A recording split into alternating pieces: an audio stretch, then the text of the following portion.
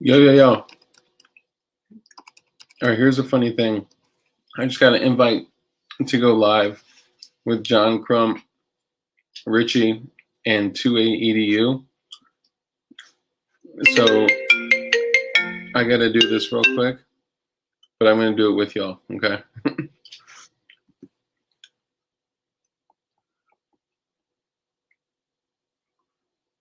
Hang on.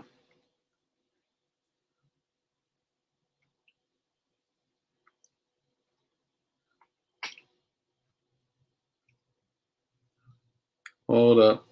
So I'm getting Shred Wizard on, and then I'm getting Sigma on. We're just going to jump into this ish.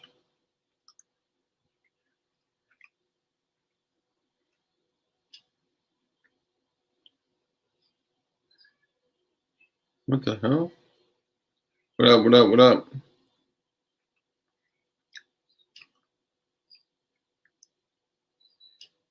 We're here, we're here. Hang tight.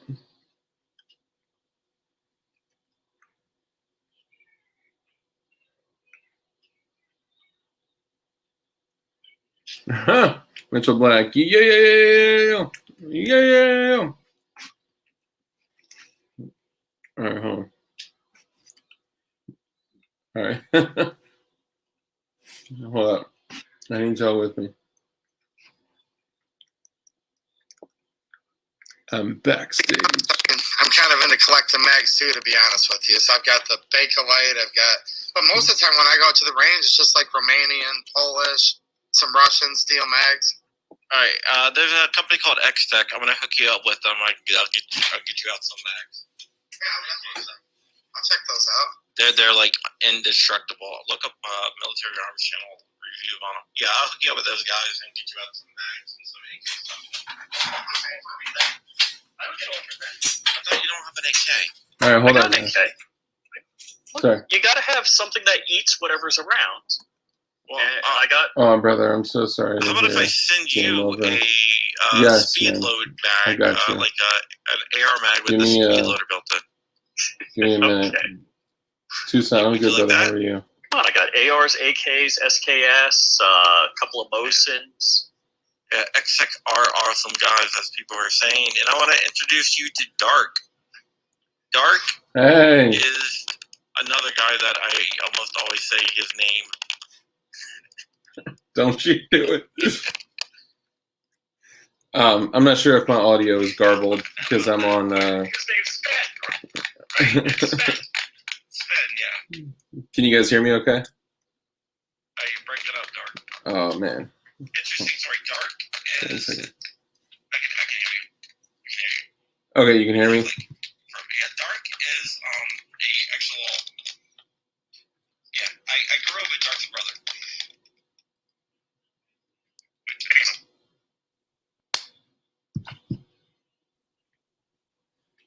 Yeah. Yeah, we didn't get to meet each other yet. Before you tell your story really quick, I'm so sorry. I just wanted to jump in and say what's up, especially to 2A EDU. I'm actually streaming right now just because, all my people love you people. So I just want to come in and say what's up, man. 2A EDU, you're going to come on Darklight Dugan soon. You're awesome. John Crump, you're awesome. And Florida, Rich, you seem pretty cool too.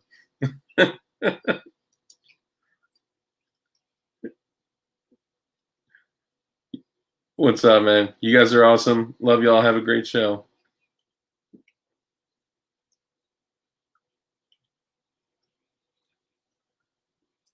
Oh, yeah. Hell yeah. Thanks, man. Take it easy, y'all. Oh, yeah. Oh, yeah. Later. Okay, sorry, guys. Yeah, that was 2A EDU. I don't know, man. These fools aren't on here, man. I sent both of them the invite. It's like, what the fuck? People are gonna come on, like, watch the stream after and be like, why is this dude talking to his phone?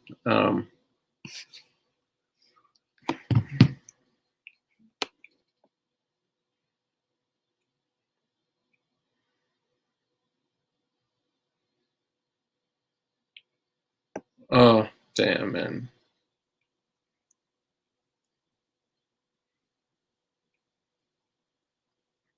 Yeah, everybody, please pray for Game Over and his friend who passed away last night at 11:46 from brain cancer. I wish I knew your name and his name so I could pray for the both of you, but just know I'm thinking about you, brother.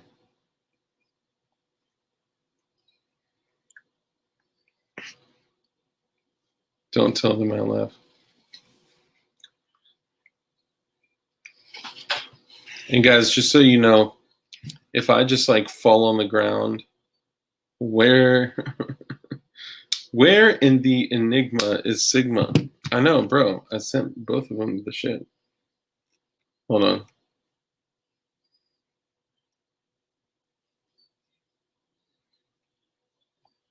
Bro, tell me why. Oh, there we go. We got him. We got him.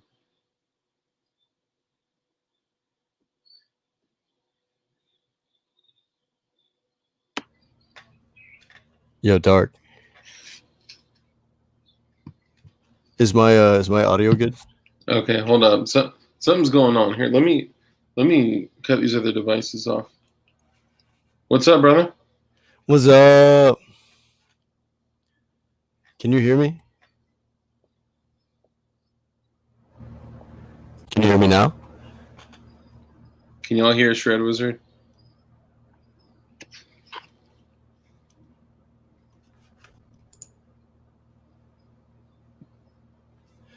Yeah, I'm running my audio interface Can y'all on hear my Shred PC. Wizard? Damn, bro, I can't hear you at all. Hold on. I know what needs to happen. BRB. Shit. That means it's on my end. I got to restart.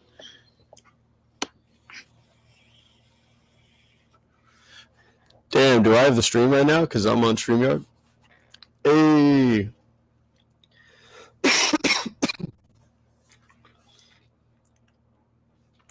Goddamn gremlins taking away our audio capabilities.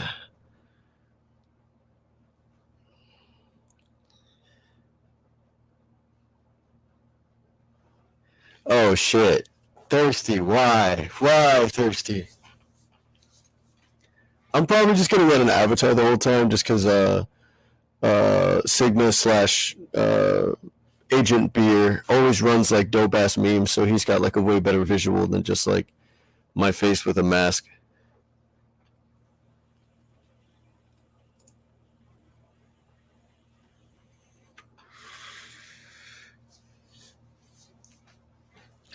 I think today's topic that we were going to open up with, me and Dark were discussing how previous generations of Americans viewed like incoming doom and gloom propaganda and media.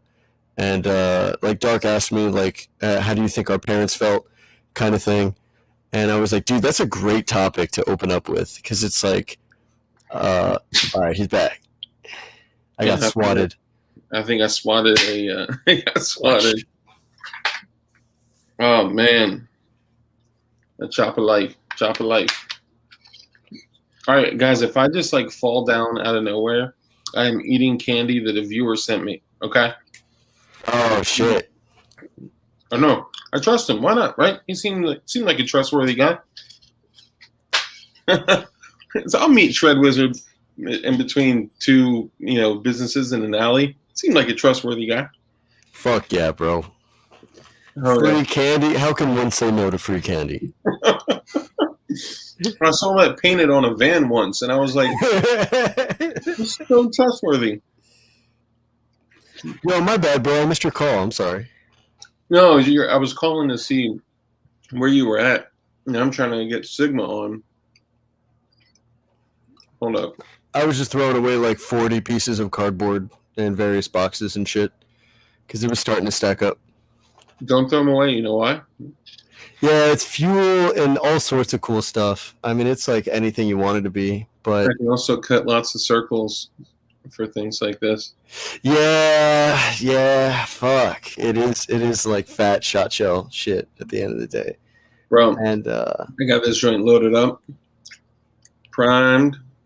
damn, the 37 Good. now. Yeah, man.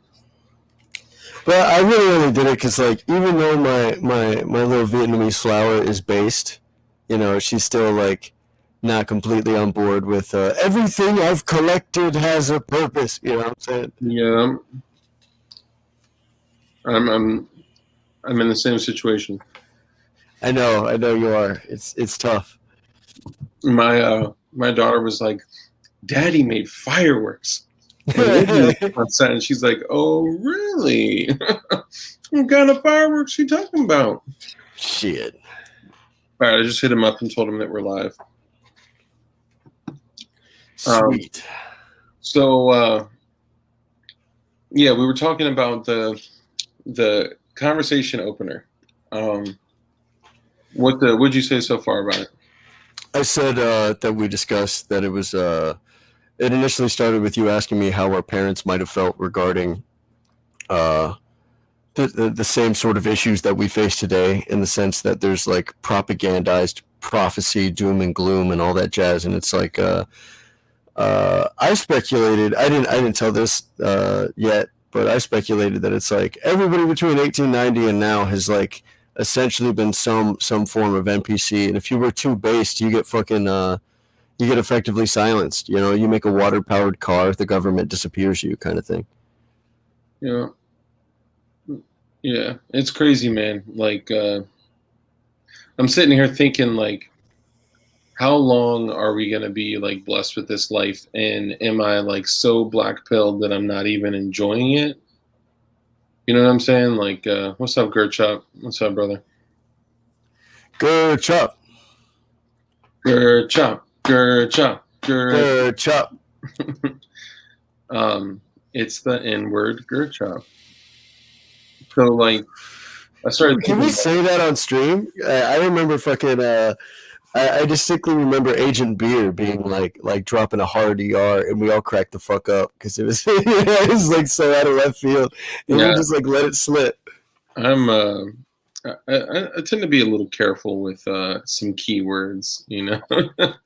I read Rice's comment out loud, the 3 words in sequence about the coof that you're not allowed to say, and I'm very proud of my my record that you told me about. That the previous stream was the fastest demonetized stream that you've had. Yeah. So I immediately exiting the broadcast. The first place I went was YouTube Studio, and it was demonetized immediately. Now this one was different because, which I don't give a fuck if it's demonetized or not. Like, I don't care about that. But it's interesting how quickly, and it's because of those buzzwords, man. That's what it's about. Like, you know, we talked about the karate cold. You talked about you mentioned the name of our former president. You said something along the line. So someone in comments said that the karate cold wasn't real, and you just reading it is the algorithm can't tell the difference. You know what I'm saying? Like, all it hears is, you know, this virus isn't real, right? And then, so yeah, I mean, all that shit like that. It's those little things that it'll pick up and say, this is bad. And so here's what typically happens. They usually send an email and they're like, Dark, you are, you know, so ridiculous with the words that you use that we are deeming this content. The words that they use are extreme/shocking content, which I'm like, come on, dude. Like, you too good for bugs? You some kind of yeah, the chat is delicious, bro. Eat the bugs, get in the pod, get the jab. You know, like, you know nothing and be happier than you ever have before. Damn it, you know. You're gonna be so happy.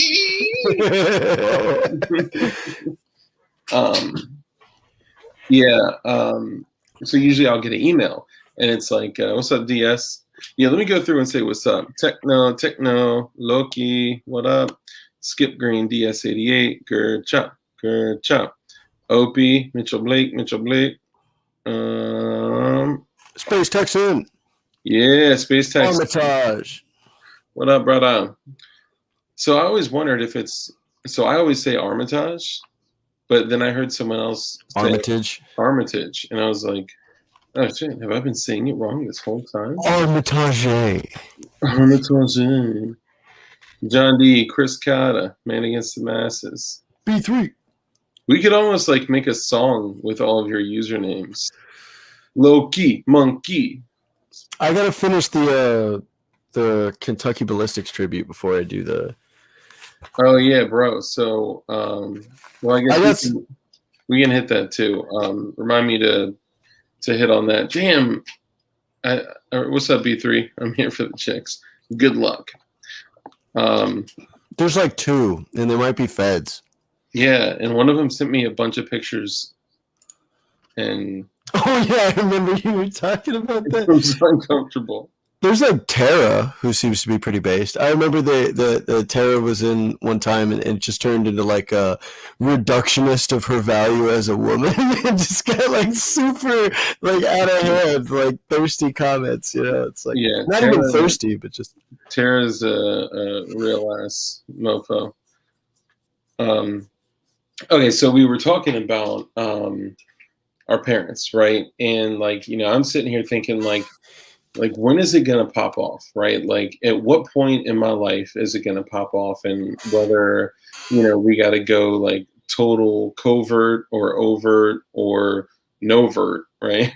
Like which one is it? And it had me thinking like, I wonder like if my parents, if their entire lives, if they were thinking the same thing and nothing truly popped off. Right. I mean, shit popped off, but like shit popped off, like organized and orchestrated by the government. Right. Like, Vietnam popped off. Like, I don't know. So it was an interesting perspective, and it kind of made me think like, okay, so and I know I already, prefaced this question, but am I so black-pilled that I'm just in this like deep, dark hole that because I am thinking things are going to get bad, that I'm not grateful for things right now that are good? Like, am I being fair to my family, to my daughter, to, no, I know, Loki, I know. And I mean, I get it. Like,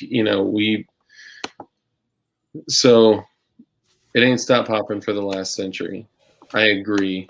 And we also have never truly stepped past that line in the sand.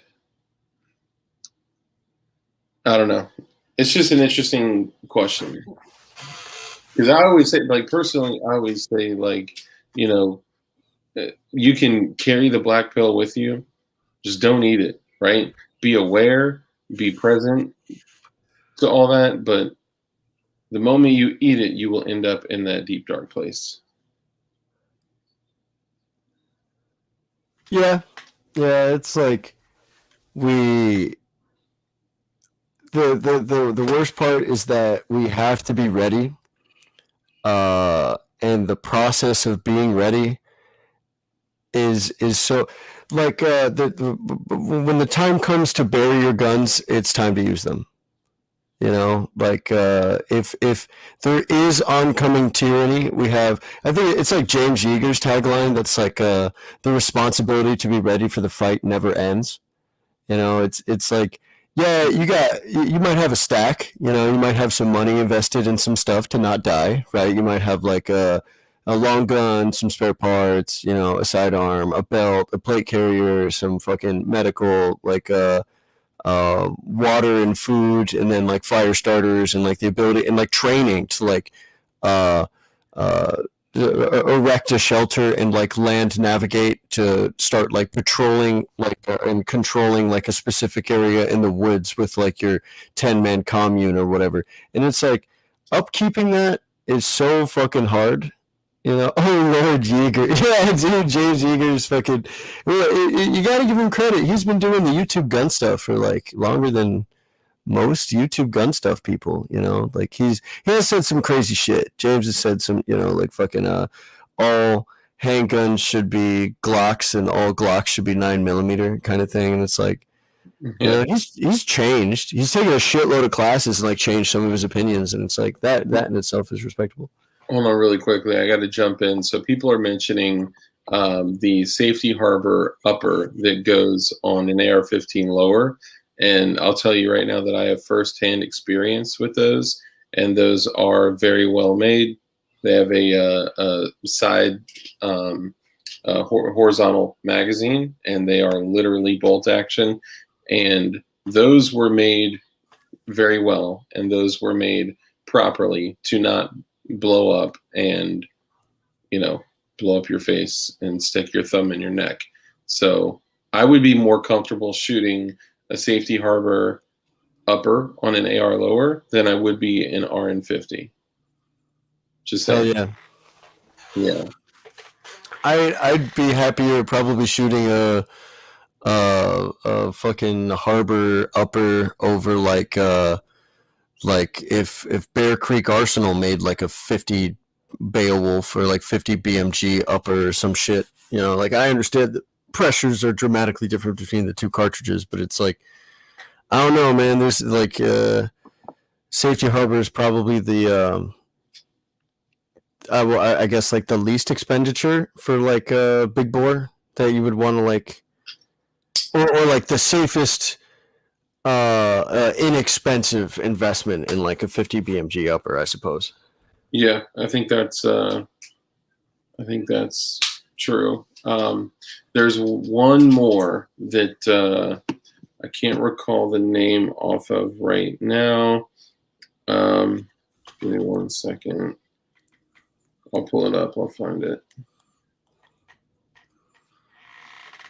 Yeah, I agree, Space Texan. I don't like the idea of 45 seconds worth of threading just to fire a round either. You know, it's like just use anything else.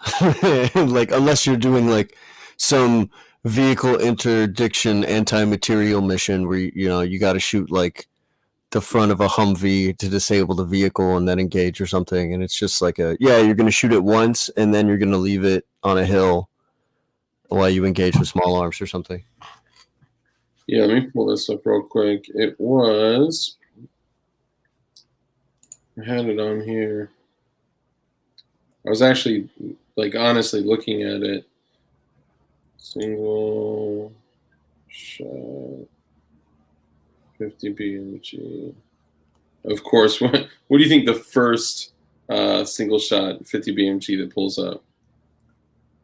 The one that was made famous over someone's face. Okay, this is. Damn it. Okay, I can't find. So the Noreen, Noreen 50 BMG looks pretty dope, but I don't know enough about it. It's like 22 hundo.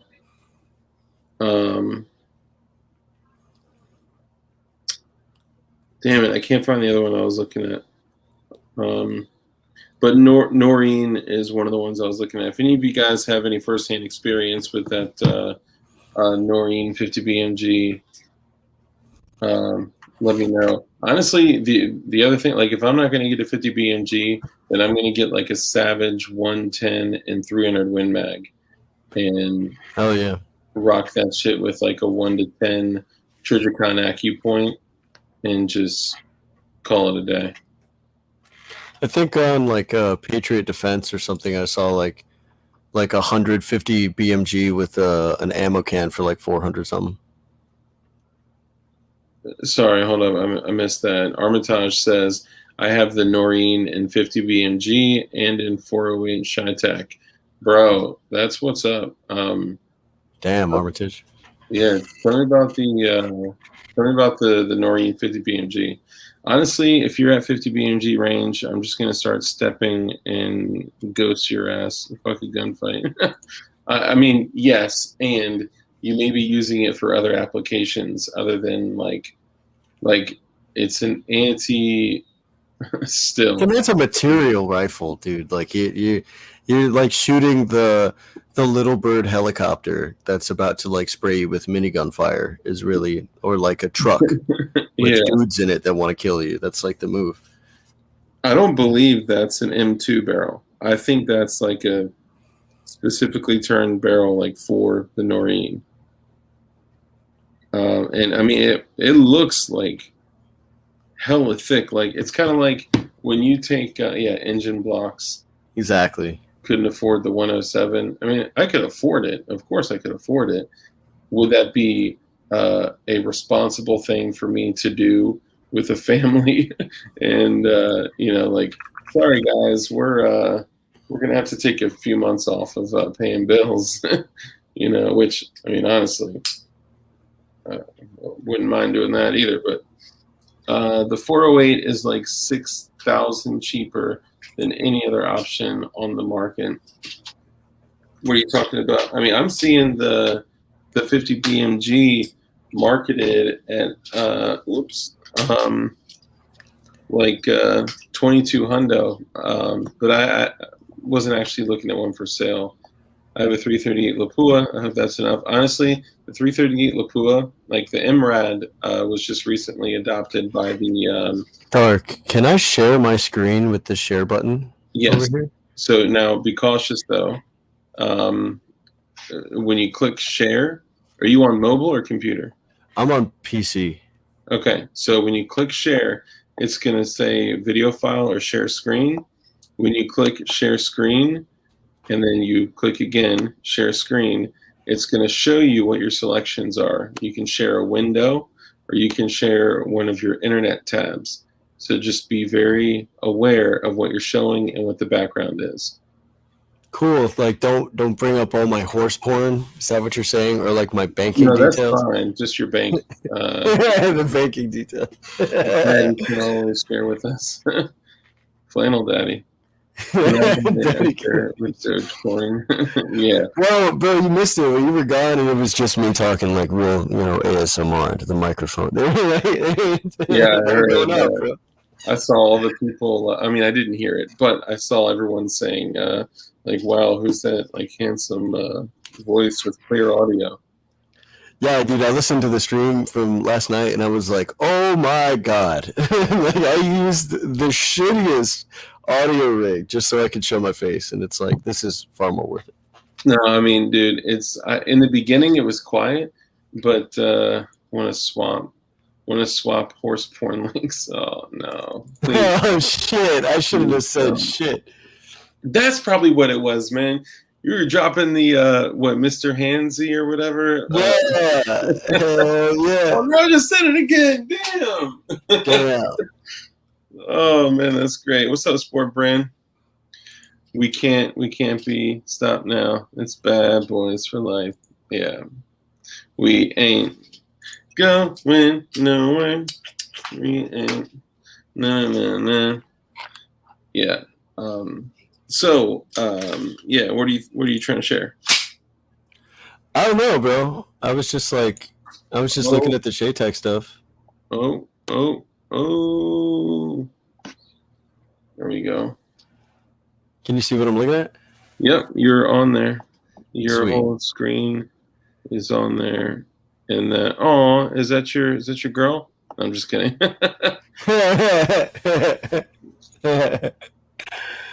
Oh, that's pretty dope. Go back up to that top joint. That thing. The M200 intervention. I think that's like a pricier option, I think. Yeah, I would guess that's a pricier option as well. It takes me right back to the Shaytech website. Yeah, an $11,000 MSRP. You might as well go for the custom coding at that point. Like you're what? Like saving a buck? Yeah, I mean, honestly, like I would stack up 11, 10.3 inch rifles. Yeah, dude. You're like, it's like that's so like buster ass shit. But I mean, honestly, I do agree with the armory concept. and money making Mitch. Sport Brain, what's up with all this like reminiscent of a bunch of hood shit, man? Money making Mitch. That's funny as shit. Sorry, bro. Sorry, I got sidetracked. You're good. You're good. I wanted a Mark 116 upper. Wanted that, but this would be the upper. The upper was like 800 or something, and it's like out of stock constantly. You see, is that it right there? Yeah. It's a piston AR. But it's like the least insanely expensive like piston. Yeah, $799 for a complete upper. I'm like, fuck. Yeah. I mean, honestly, Comes with a Radiant Raptor.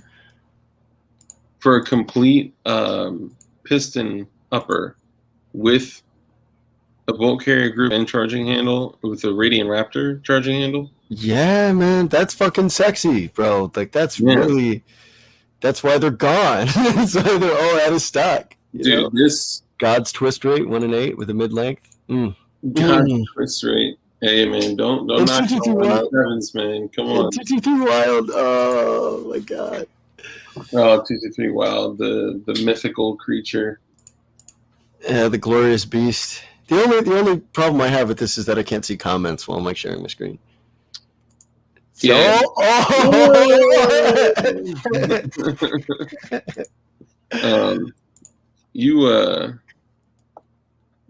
Yeah, I can go back and read some. Then you got to get an enhanced buffer tube, F piston. It's just a 223. Yeah, it's about head spacing mixed with 5.56. Yeah. It's just you shoot both. And then apparently a lot of people say like it doesn't need steel as well. And it's like, okay, you know. Dude, I only run steel through like the guns that ask for it, right? Like my AK underfolder asks for steel. My AK, my Draco asks for steel. My SLR 106 UR Crank AK asks for steel. And my SIG 5.56 SBR asks for steel. Nothing else asks for steel. I'm drinking Mad Dog tonight. Damn! It does not get more hood than that. Mad Dog, which one? Tell me you're drinking the blue one or the green one. Opinions on LaRue. Heard good and bad from them. It depends. What are you looking at from LMT? Or no, that's Lewis Machine and Tool. I'm sorry, LaRue Tactical.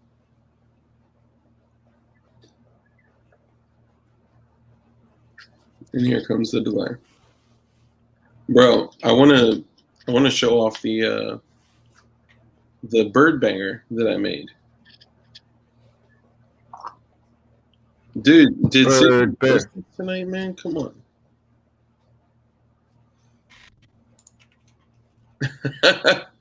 This was posted for Sigma. Hurry up, yeah, dude. Nah, I mean it's cool. He can take his time. I was an hour and 30 minutes late to last night, so it's like it's far from me to criticize promptness at this point. You know. No, you can criticize. So what I did, and I know people are gonna like. Wait, give me a sec. I gotta do something with my girl really quick. I gotta let her in. So I'm gonna mute myself. Yeah, let her in. Let her on in here. Let her on in. So I made something. This is a beautiful necklace with two. It's for a clock. Okay, you take 2 washers. Okay, and then on the washers, you tie your knots through with the paracord, and then you torch them till they melt, and then it's got to melt all over itself and then harden, and then you cool it, because that's important, and then you tie the knot on the underside, right? So there's 2 knots holding this massive washer in, and then you take electrical tape. Usually the high temp electrical tape is good because it's padded a little bit more. I think I actually had, yeah, let me see. Yeah, so this commercial electric, high temp electric tape is good because it's nice and cushy, and that provides very, very good grip. I mean, even with just the washers, if you only had like 2 minutes and had to improv masterclass, I can't remember. Yeah, that. Yeah, no, we ain't doing that with it. It's just a Christmas ornament, you know, hang it up like that. But I mean, you could like probably like slip this like right by your hips and then have it like ride under your belt and like walk through, you know, places with it if you needed to. Or, you know, use polymer as opposed to the metal washers. You could also use it as a thwacker.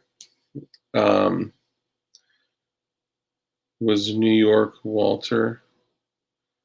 Did you guys see where New Jersey sent letters to gun owners who bought from a certain gun store to bring them to officials? Yeah, that was New York. So to my understanding, what that was is those were firearms. They weren't pistols, they weren't rifles, they weren't shotguns, they were firearms, and they had barrels that were shorter. Aside from the one that Reno May showed on video, that rifle happens to be, yeah, funny thing is that rifle is called the DLD, which I like died laughing. Like, you know how many people hit me up? Like 2. I'm just kidding.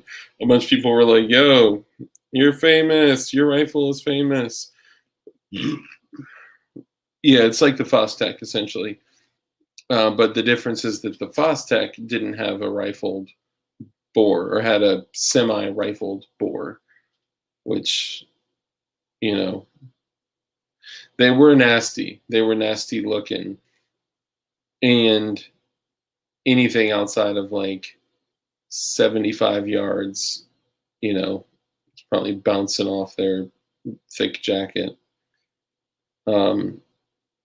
Yeah, I saw the rifle name and was like, what? Yeah, I saw Reno May like, yeah, so I got this DLD here, and the DLD is nice, but DLD can be naughty sometimes. Yeah. At 550. Can't go wrong with Plum 550. You know what I'm saying? Okay, sorry. Moving along. I was talking about some. Oh, so I'm gonna show y'all. So this is the original. I think it's aluminum from 1945, which I modded to take instead of the little primers that were made for these. I modded it to take 209s. So I'm obviously using a 209. Yeah, Montana, sorry, bro. I got your email, but I saw it when I was going live, so I will send the number. Word. Welcome back. Hold on. Let me find my marbles. Okay. So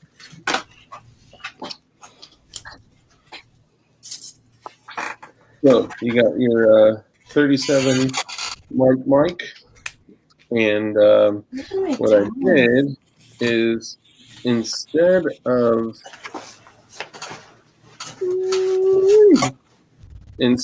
buying the reloading components, because that's boring, I wanted to make my own. So I loaded this bad boy up with 50 to 60, 65, 70 grains of lip charge, and then I pushed it down with cardboard, just a cardboard cylinder, much like this one. Pushed it down very tightly, and Are you sitting on my towel? Pocket in there, so you know, it's perfect.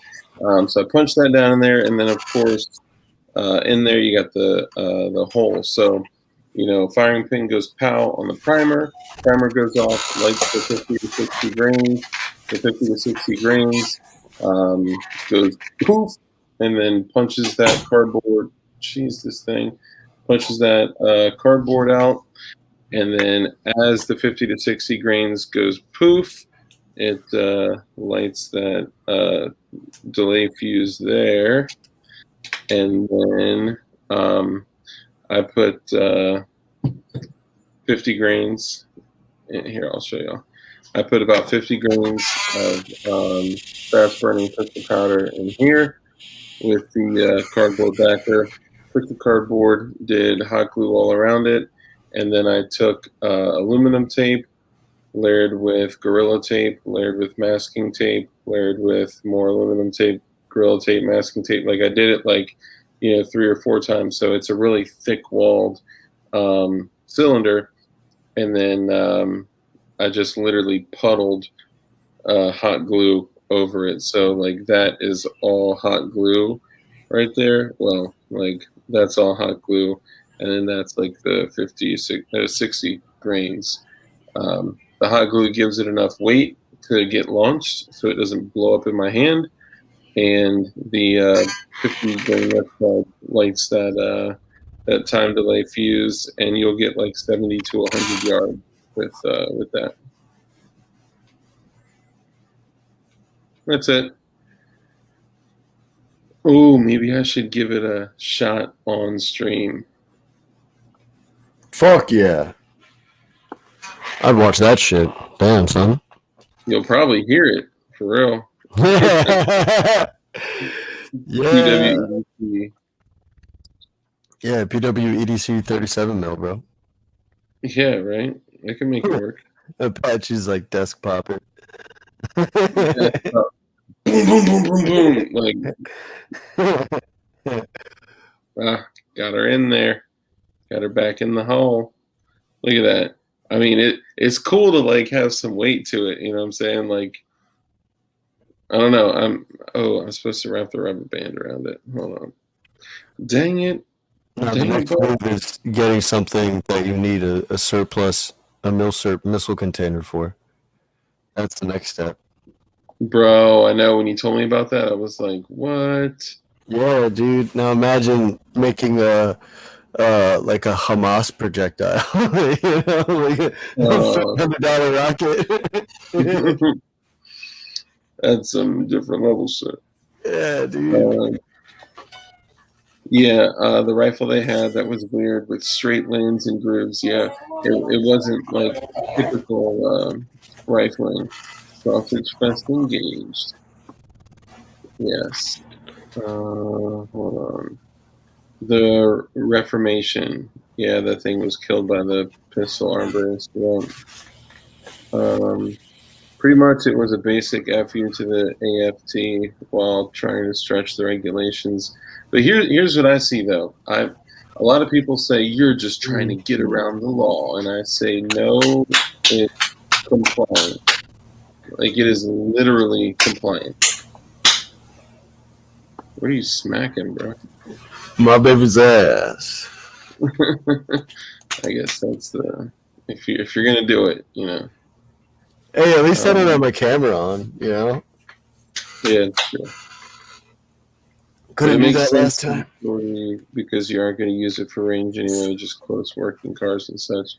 I mean, if you get like right now, I got a 10.3 inch right next to me. Like, I could stretch that out, way past that short range. I think people sleep on the capabilities of like a 10 to 11.5 inch 5.56. Got her back in the hole. What's up, John Rice?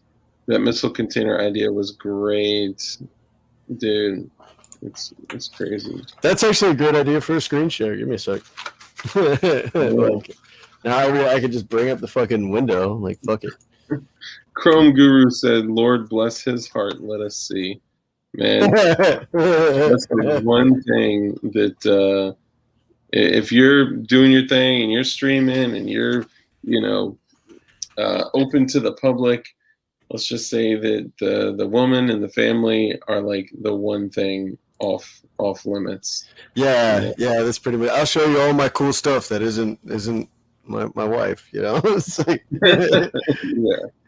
yeah. I'll show you anything I got except my wife.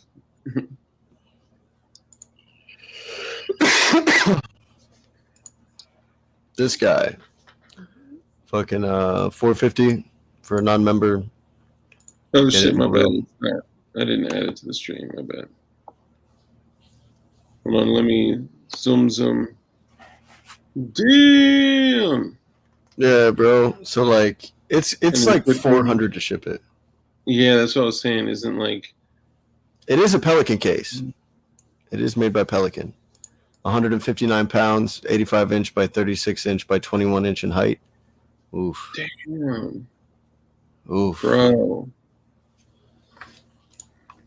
Hold on. What are the yikes.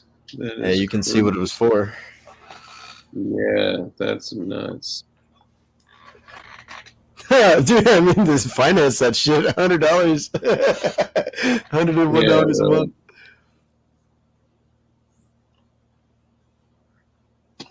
Shit, hold on. My wife says she needs the. Hold on, give me 1 second.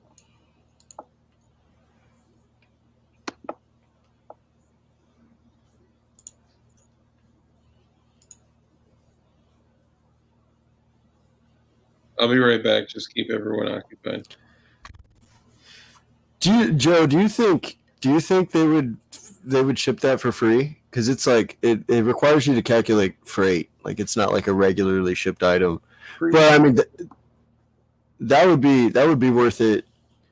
That would be worth like the $10 like intro price for the guide membership for like 3 months or something, just to get the fucking just to get the free shipping and free freight on the fucking missile container, dude. Fuck. Dark left like my dad. Yeah, Dark's just getting a pack of smokes really quick. I'll be right back.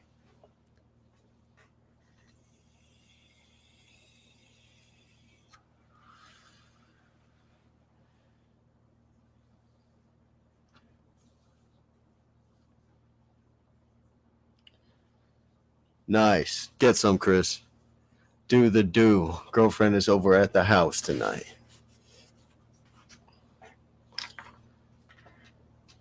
That's what Dad said. Yeah, he's just going to get some smokes and a case of beer, man. He'll be right back. He'll be right back.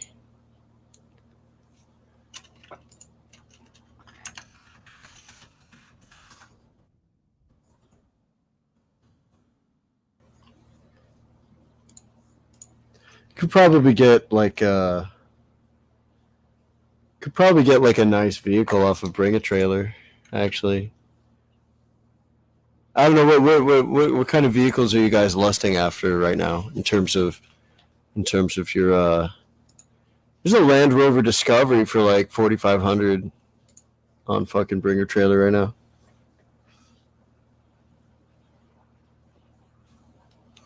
Hold on, I got some interesting shit.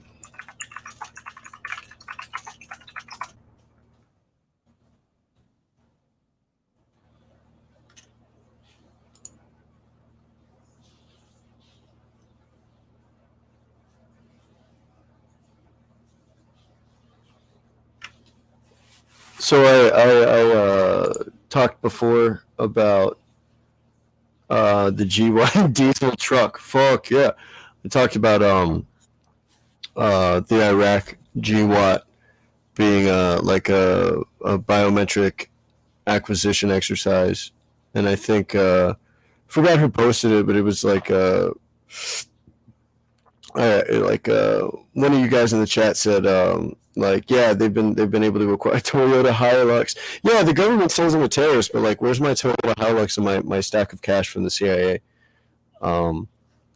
Fucking that the GWAT was like a biometrics acquisition exercise, and then one of you guys said that like they've been acquiring biometrics like this whole time, like that's what the phone is for, and it's like yeah, hell yeah, dude.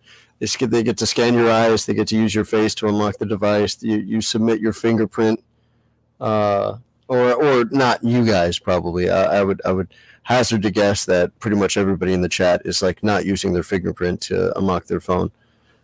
God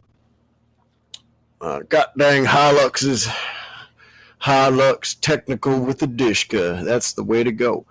But I'm looking at this article now from like accessnow.org, which is about how on April 29, 2018,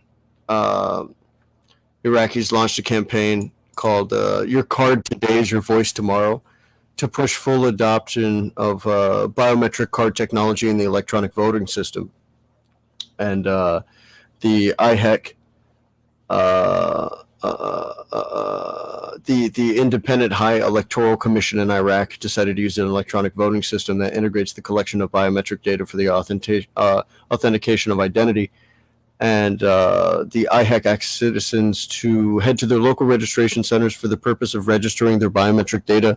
The data collected included all 10 fingerprints, iris scans, a sample of the person's voice, a personal photo, and other personal data such as the individual's name, date of birth, and address.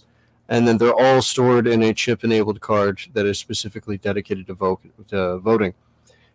And it's just like slippery slope. Dish is sold separately. Well, that's lame. I want the technical package.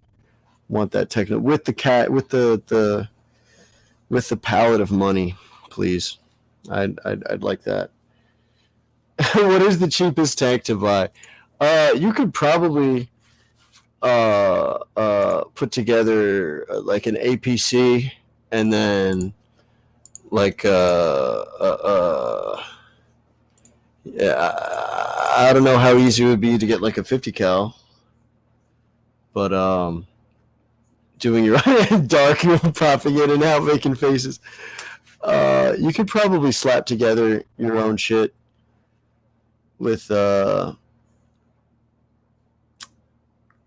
you probably just have to weld your shit together, bro. You just weld together some roll cage, weld together some plates onto the exterior of the vehicle, and then the interior, like the door panels, or shit, dude, just up armor a truck, man.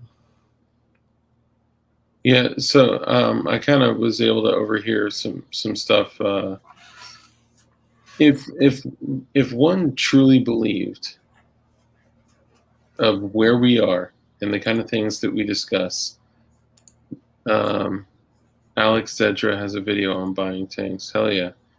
And I wonder how much. Yeah, send the link to Sigma. He says he was asleep and now he's up.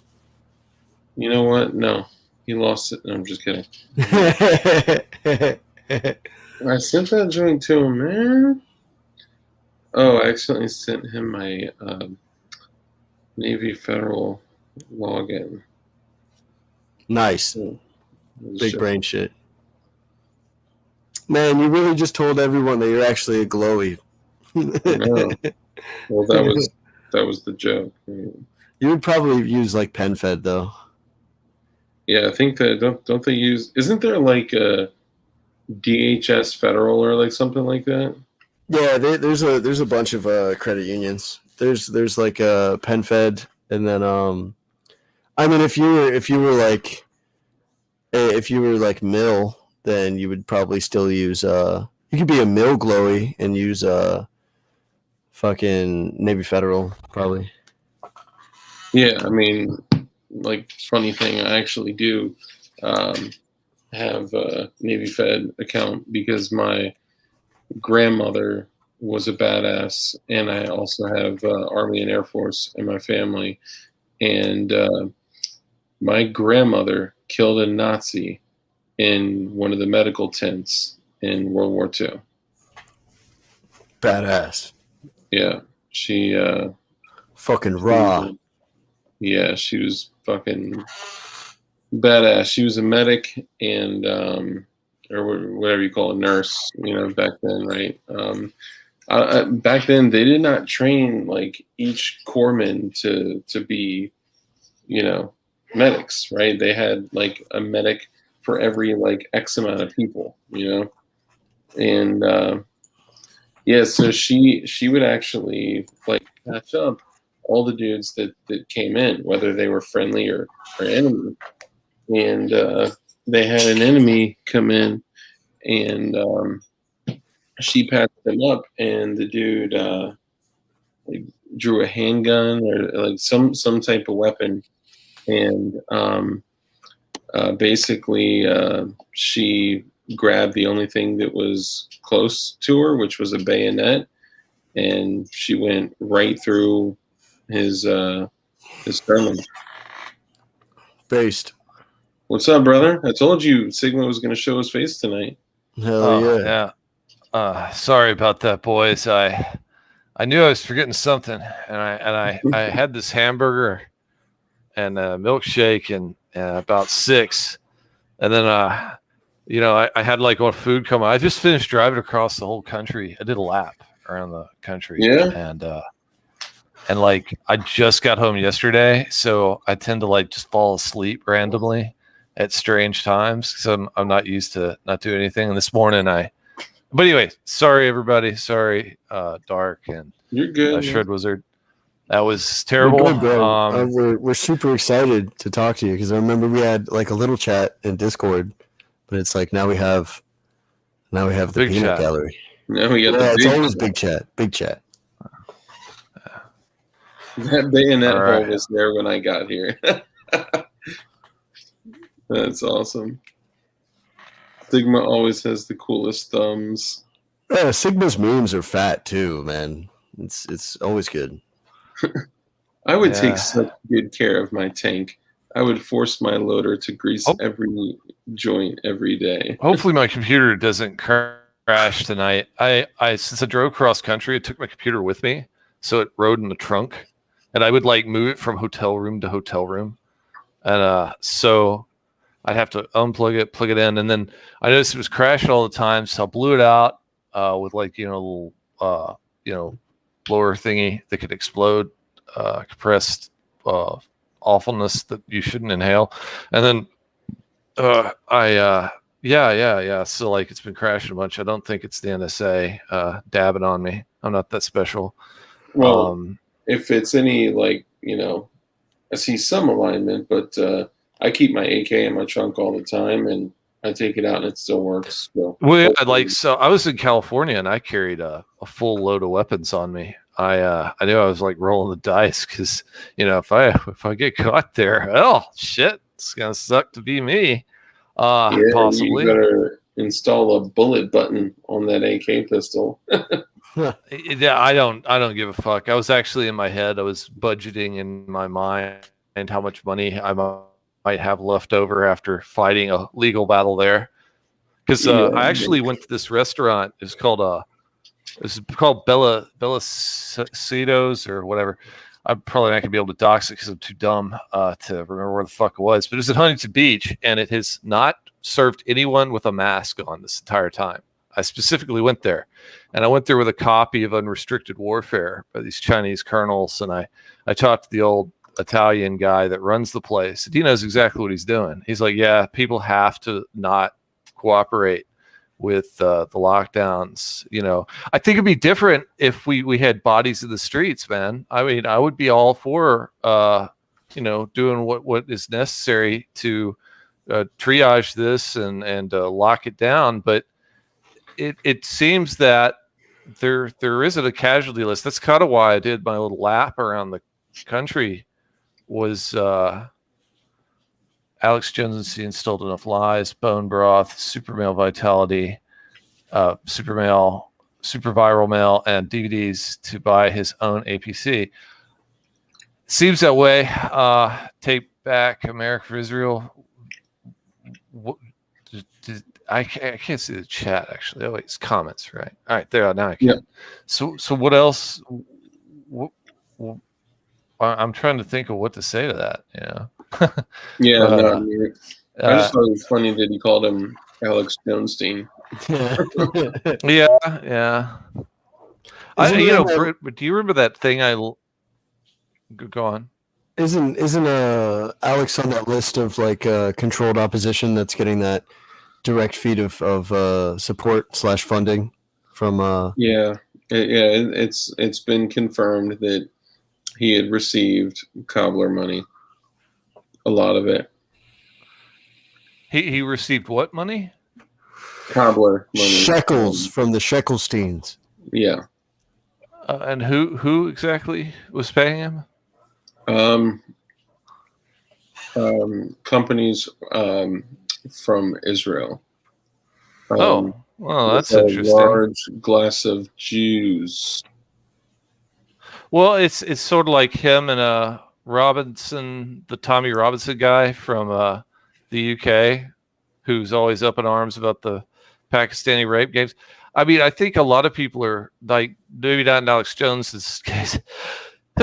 He's not under that much duress, believe it or not. Excuse me. Yeah, it's the COVID. My bad, boys. That's epic. You got to keep that there. That's epic. The Duke. Well, that's as close as we're gonna get to getting Dugan back. Like, I don't know. I'll just say, if you asked me a few weeks ago, I would say he would never, ever, ever, ever come back and or come on this show. And I'll just say that you never know. Yeah, that'd be kind of cool to talk to him again. But, it is what it is. But where was I? Yeah. So, like, some people get under real duress. Like, there's the guy over in the Netherlands, Hert Wilders, Heert Wild, Wilders, Wilders, and he's all talk about how Israel needs to defend itself, and a lot of people just go Western civilization versus Islam. It's that simple for them, and the Israelis they just don't see the Israelis as a problem at all. I kind of would like. Sorry, I was just saying what's up, John Crump. He actually allowed me to jump in his live stream with 2A-EDU to remind him to come on my show. Sorry, I had to dip and run. I had the stream running here. Everyone give John Crump some love in chat. What's up, John Crump? Hi there, Crump. Some people call him Crumpy. My apologies, Sigma. Please continue. Well, there was a well-known political boss in the southeastern United States named Crump. I can't remember the full name, but that's an interesting name. So, it was a dance too. Oh, was it? I didn't know that. Crumping. Crumping. That was funny joke. Like, I don't know if y'all remember like the crump dance. Like, yes, yeah, that was, yeah. Anyway, yeah. So okay, so Hert. Sorry, Hert Wilders. Yeah, this is one of the guys the EU that's almost been prime minister of the Netherlands, and he's very big on no more immigration into Europe. You've got to start looking after Europeans for once. And if you look across the planet, simultaneously, just about every single country in the West is being invaded indirectly. I mean, a lot of these people are nice. When I was Los Angeles, I was pretty much hanging out with nonstop. Oh, hold on. The ATF might get angry at me. Sorry, guys. Let me cover up her face. There we go. He is adorable. He looks like the kid from The Sandlot. Oh no, she. It's a she. Neither of you should assume it's gender. It's well, you're right. You're right. What the fuck am I doing? Jesus, I've committed another federal crime. I've misgendered someone. Oh well, it will be a federal crime one day. Thought police, please don't throw me in the gulags. I wonder if the thought police have ever read Alexander Solzhenitsyn's Gulag Archipelago. I read that. Hell yeah, bro. I listened to it on audiobook as I drove across the country, because there's nothing else to do. Well, yeah, so much shit. That's right, bro. And this poor lady, she should be pissed off that they put all this body armor on to begin with. Hell, this shit looks like it weighs a third of her weight. She's probably a $140, $150, and there's another picture of her whole body, and you can just tell Like her knees are not dealing with this very well at all. Imagine the friction burn just from the shoulder straps to neck. You know, that's she should Although- be running tourniquet. Although I have to turtleneck. say this, You I'm see digging the patch? fat morale patch there, Bro, Like, I like Yeah, I want that shit, bro. I just noticed that. the gnome, That's man. so funny. That's some sick Oh, shit. no. Yeah, that's dope. But I gotta say, there ain't no way she's $140, $150. All right, I'm being polite. You gotta understand. She's like 4'11", maybe. Sub 5 foot, maybe $150. I don't know, bro. Hold on, what is she rocking? A single point bungee sling? She's high speed, low drag, bro. Do we have better gear than? Absolutely. Yeah. Outside of like outside of the tier 1, tier 0, tier 2, whatever community, outside of the tip of the spear, yeah, for sure. And if you have like a K19 or like a Mayflower or like a Cry, like you now have tip of the spear gear, my guy. I've got Cry precision shit. I'm one of those special retards that spent a few $1,000s on all of his kit. Buy once, cry once, baby. Dude, I've got the whole shebang. I got night vision. I got lasers. I got cameras. I can only get so erect, Sigma. Come on. One of the things, and one of these days, I'll figure out how to show it to you guys. I've got like little cameras that are on the ends of my rifle, so I can look through it on my cell phone, and I can point around a corner and look down the sight, which is, if you think about it, a huge capability. You can buy those cameras at like little hobby shops, and you just need to figure out how to transmit on Bluetooth, and you can rig yourself up a really nice system to where, hey, look, Mom, I don't have to look down the sights, expose my body when I do it. The people in World War II would have killed for that. In fact, the Germans built weapons to try and shoot around corners because there's so much urban combat. It was a big deal to be able to shoot around a corner full, and do that. Over the last 100 years, a lot of people have tried like desperately to create firearms that. Well, these days, with all the camera technology you have around you, you should be able to do that with just the existing stuff. You should be dropping cameras onto your rifles and augmenting that and play with it. Like if you're gonna get kit and stuff, go play with it. Do things with it. Do not be seen by the general public if you can avoid it, because it's retarded. Don't be the asshole who wants to like get a whole bunch of fucking gear and go walk around in the middle of the afternoon and scare all the kids. Like if you're gonna do this shit, go out in the middle of nowhere, train there, and maybe find an abandoned building, some buddies, go practice room clearing drills, and really practice getting to the place, getting outside of your vehicle, and doing stuff for hours, and do a little mock drill. And see if you can muster yourselves on short notice and go and do something. Because really what we all need to be thinking about being is be modern Minutemen. Like don't keep all your weapons on you constantly, okay? Because that can be kind of retarded sometimes. Like some of us, but be ready to do something if need be. And be thinking about like if there's a mass shooter around you and you wanted to react to that. How would you go about doing it? How would you signal to people that you're not a problem?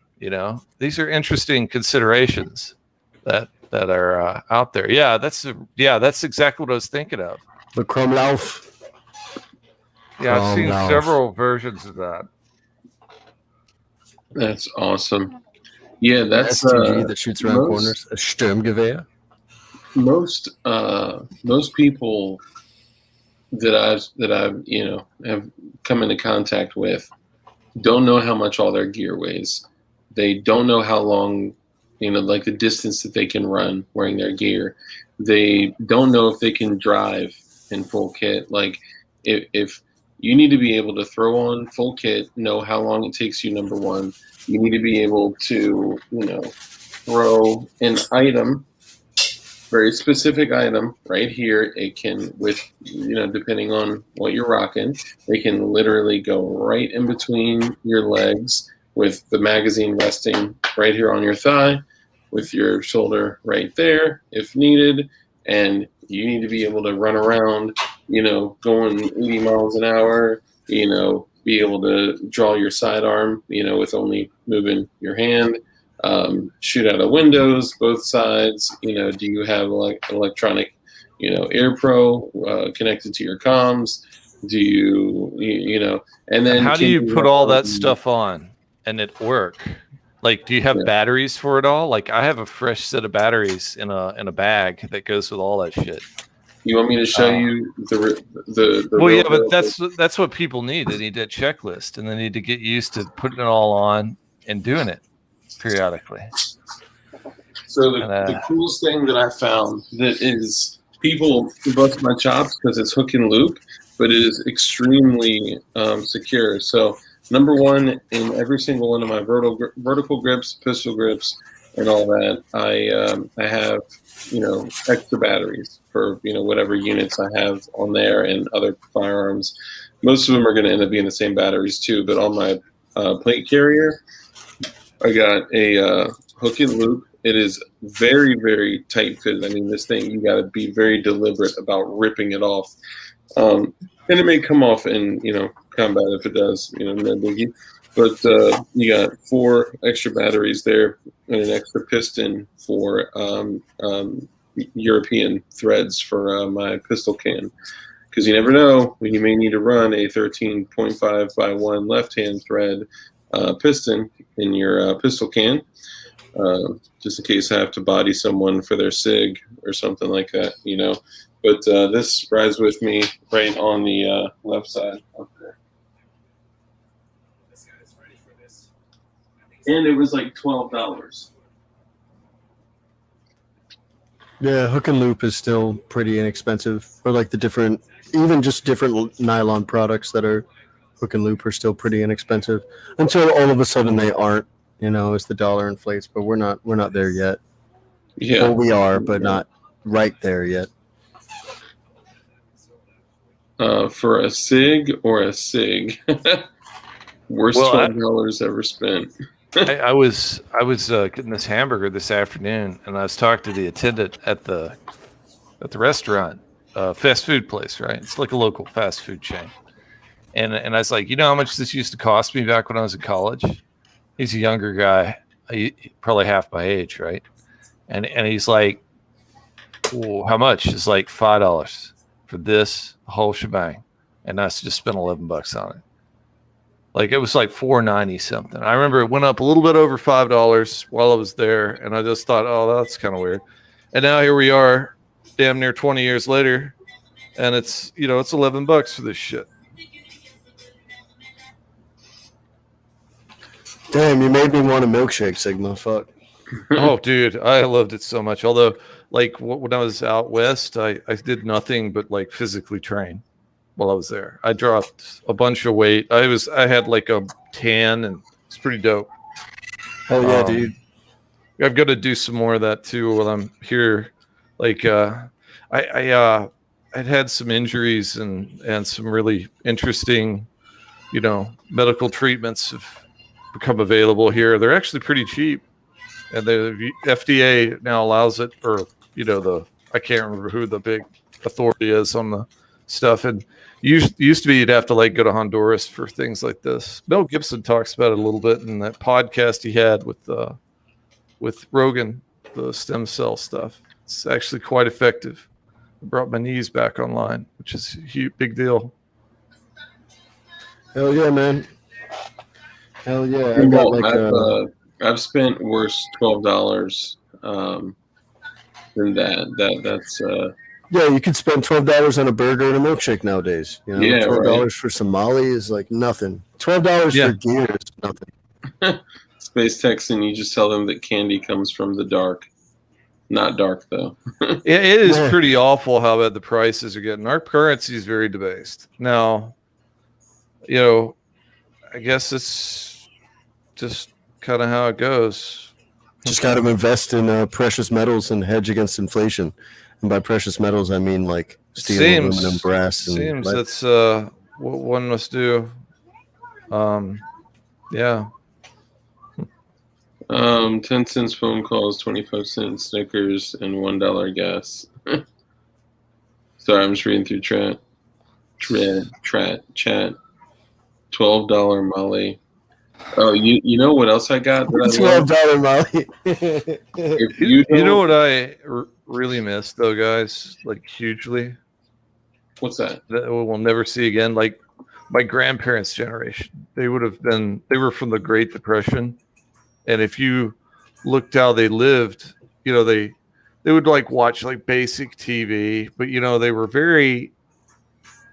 like, I remember my great uncle died just recently, and he was like the last of that group. He's in his 90s, and he lived with his wife alone at their house this whole time. His wife died, and he carried on for a couple more years.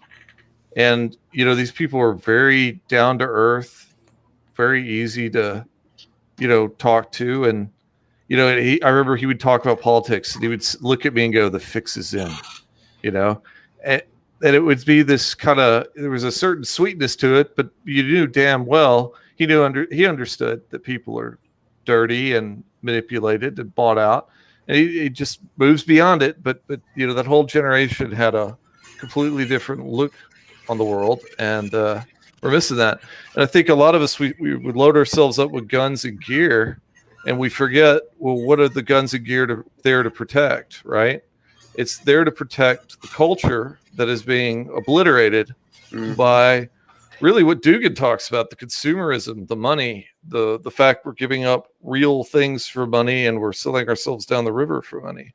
And I think there's, you don't have to completely agree with him to understand, hey, he's got a major point there. How do you preserve real culture and not be bought out? And his theory is that you don't participate in the financial system if you can, or you try to transcend it, I think is the point. Yeah, I mean, the way it's set up is we are programmed to leave our families for as much time as we possibly can, for the man and woman to work, to abandon our children throughout the day, and to send them through the indoctrination mill for us to earn money only to be able to spend it in this world of consumerism on shit that we don't need, that we don't own, that doesn't belong to us, that is just shit that will run out. And man, I'm still on the journey myself, right? Like trying to, figure all this shit out. And one of the things I was going to say earlier was like, if all of us truly believed that we are where we are, then, why not completely empty out all of your retirement and go buy, 200 acres in the middle of Montana? And, I was just thinking about it because like this whole conversation that we started was like, did our parents think that that the world was gonna shut off? Did that we were gonna? Do you want to share this, Shred Wizard? Oh yeah, this is the ID 2020 thing I was talking about. Okay. Prior, I was just gonna leave it up while you and Sigma chat. Yeah, I mean, it could be Montana, finish your points. Kentucky, it could be West Virginia, it could be wherever. I'm just giving it as an example, right? But like, the reality is that like, if we truly believed it, then we would already be at a different spot, and that's what brought me to thinking like, did our parents think that the world was going to blow up, that we would be in like overt combat, like in the streets? And if we did, I mean, I was told by my grandfather to expect this scenario.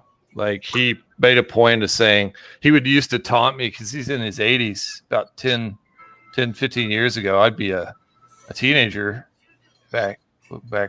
I think he had the first time he talked to me about us in my late teens. But he said to me, he's like, yeah, you're going to get to fight in the streets. It's like, and I don't have to do that shit anymore. I'll be dead, but you're going to have to deal with an absolute mess. And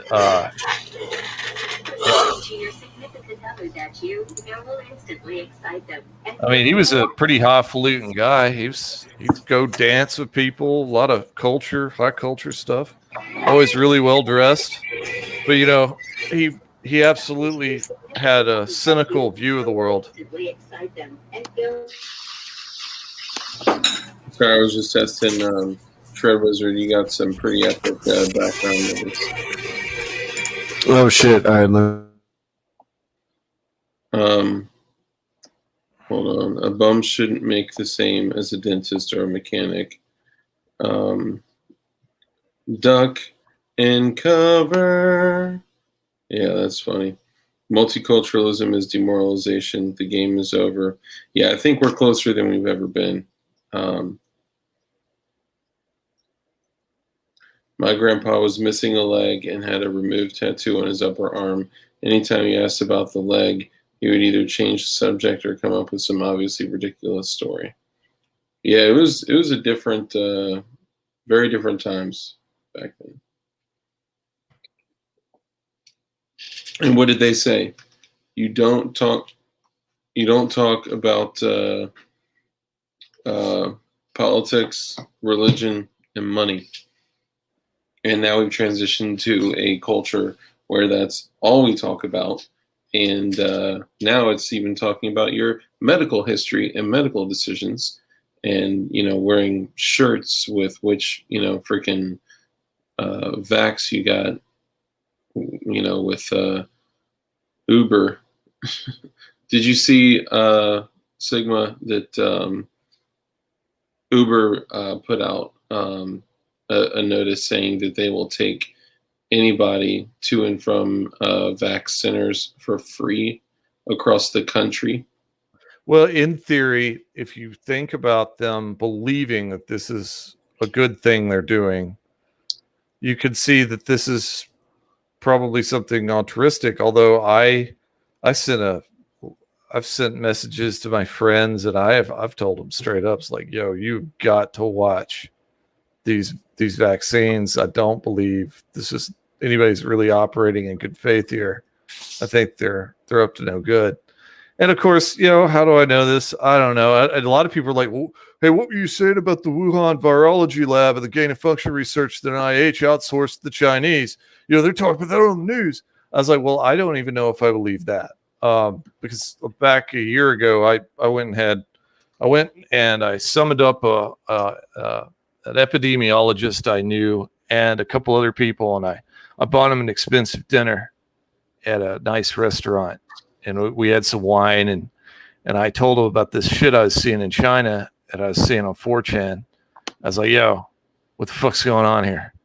And I get them to break it down for me, and we're looking. I actually had the videos loaded onto my laptop, and we're being a bunch of medical people sitting at a dinner table and at a restaurant, and we're watching people fall over and convulse in markets and stuff. And we're like, well, that was a pulmonary embolism and it probably caused a seizure, blah, blah, blah, blah, blah. They're going through all the different ways it could be related to an upper respiratory virus.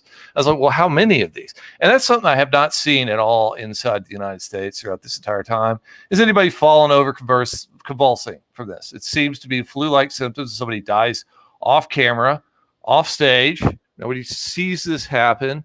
And the hospitals, you talk to people in the hospitals, there's apparently a special hospital designated to take all these people. And I made a point of asking as many medical professionals, as many regular people, gas station attendants, people at a bar, random people I'll buy a drink for as I travel across the land, say, hey, tell me your COVID stories. Anybody died? What were they like, if you don't mind? I don't want to be rude, but this is a big deal. I think we're all a little confused, and I'm trying to make the most of my little trip here. I want to understand if you've got any stories. I don't know. This is all anecdotal, and it's all it's me. This is a non-scientific survey as I moved across, but I'm very suspicious of this entire event chain, and I think that this is part of putting us all at home. And the vaccine really does seem to do a lot of damage. There's this Dark, I'm going to send you a bunch of links. I don't really know how to post to the YouTube chat. I don't have a YouTube account. I place makes with skin crawl. But I want to give you some links maybe to give the people that are listening that I give to a lot of people Well, where really quickly, Mhm. I'm sorry, Shred Wizard. I think you've been trying to share this like the whole time we've been talking. Did you want to jump into this now, or jump into this after, or what's the deal with this thing you got pulled up? Oh, Shred Wizard left us. Yeah, he must have probably hit the wall, internet wise. Hey, I'm back. Yeah, sorry. So did you want to go over that now, or what? I was gonna leave it up and I was highlighting the specific backgrounds of like the board directors and leadership, and then I was gonna like debrief and talk about it after Sigma made his points. Roger that. Yeah, go ahead, run with your thing. I'm gonna send Dark some links to send to people if they want to look at things on the virus and the vaccine. Well, here's an interesting thing that I find terrible is that I'm going to have to do full screen so I can see. So I won't be able to see y'all's comments unless you super chat. No, I'm kidding. I still won't see if you super chat. Sorry. But if what was I saying? Oh, so I was having a conversation with someone that is total normie, complete, like no idea of anything that's going on. And I'm talking like total normie, like Disney Plus subscription, Netflix, Amazon Prime, Starbucks rewards, the whole nine. Okay. And the backs came up, and they were like, there is no evidence of there being any deaths or challenges after the vax has been administered. And I was like, oh my God. Like, I kind of like laughed at first, and I was like, you're serious? Like, you don't know. You don't know that people have literally died from this. Total Like, NPC. They're not. It just like blows my mind. Like, what? When does even when people that I believe are telling the truth tell me something, I go search for information. Like, your curiosity go boop, like, I should look into this. I should become educated on I don't know. Like, I'm giving up on humanity over here. Well, I think that's part of the whole strategy. This is the nature of this problem we're going through, is that our weakest people are weighing us down. Like, the whole point is to attach all the dumb people to us, and the people that don't want to be informed or aren't informed for whatever reason, and it pits them against everybody that is. And of course, the only thing that this guy may hear is the fact, hey, these anti-vax people are irrational and deranged. And do you remember the thing that happened about 3 years ago? All these doctors in Florida were dying and being killed, and they were studying vaccines. This is the common thread between them. This is on natural news. I actually knew a guy who used to be a federale, and he was securing this guy in one of these places that shall not be disclosed.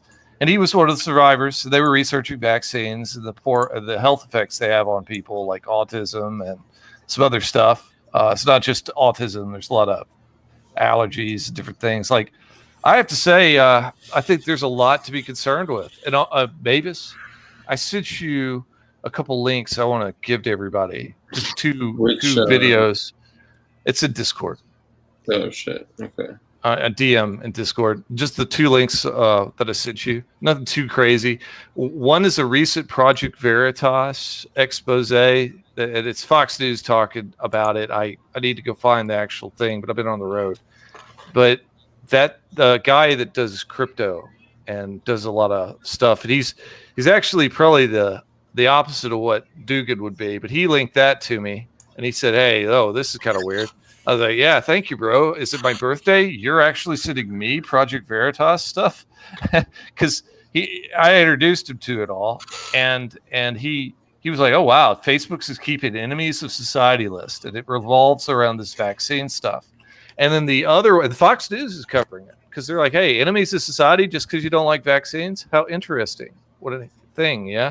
Don't think Fox News is your friend. They're still covering for Soros. They let these CIA spokespeople dab all over the former Speaker of the House, Newt Gingrich. Had the other day, if nobody has seen that, he brings up George Soros in a live segment, and this former spokeswoman for the CIA just comes over and fucking tells him to shut up on TV, Newt Gingrich. But anyway, Yeah, the other link is this German biologist who's a Taiwanese from Thailand, but he explains in detail how the vaccine is making people sick and why you shouldn't take it and why it's still experimental. And this is these people are passing out and having trouble. It's because their blood is clotting inside of their veins and they're having embolisms left, right, center. This is a deadly thing. You shouldn't take it. The Rumble link that I sent you, the Rumble link that's there, this German microbiologist,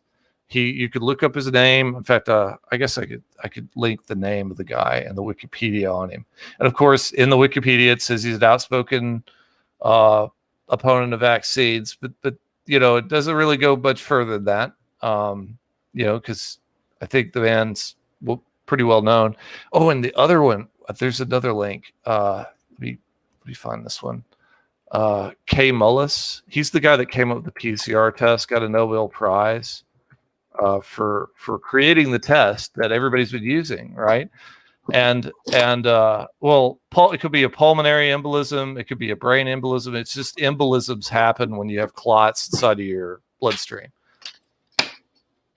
And I don't know goddamn bacon. There's so much stuff going on. I don't know specifically about it. You'd have to link me something to summarize the incident. There's a lot of deaths. There's a lot of people taking a thing. And this German microbiologist is going to also say, hey, look, still only affects 1% of the population, but we're having 1% casualties off of a vaccine and unknown side effects beyond the immediate short term for a disease that's killing less than 1% of people. We've overreacted to. I've got friends that are microbiologists that I grew up with who have been hitting me up on Telegram telling me, hey, this is bullshit. And they've been telling me this for a year, and they've been full tilt like, yo, watch out. This is fucked up and we can't talk, because they're putting a gun to our head saying we can't talk. So, it is what it is.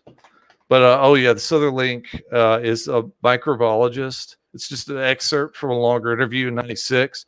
This guy's explaining Dr. Fauci and what an incompetent sellout he is. This is a Nobel Prize winner. And he says, do not use my PCR as a single point of analysis. Do not use my PCR to determine viral load.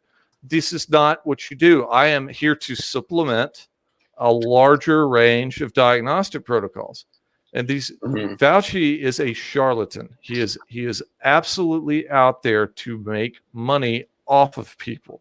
He is the absolute embodiment of all of the things that Western medicine has become that is negative.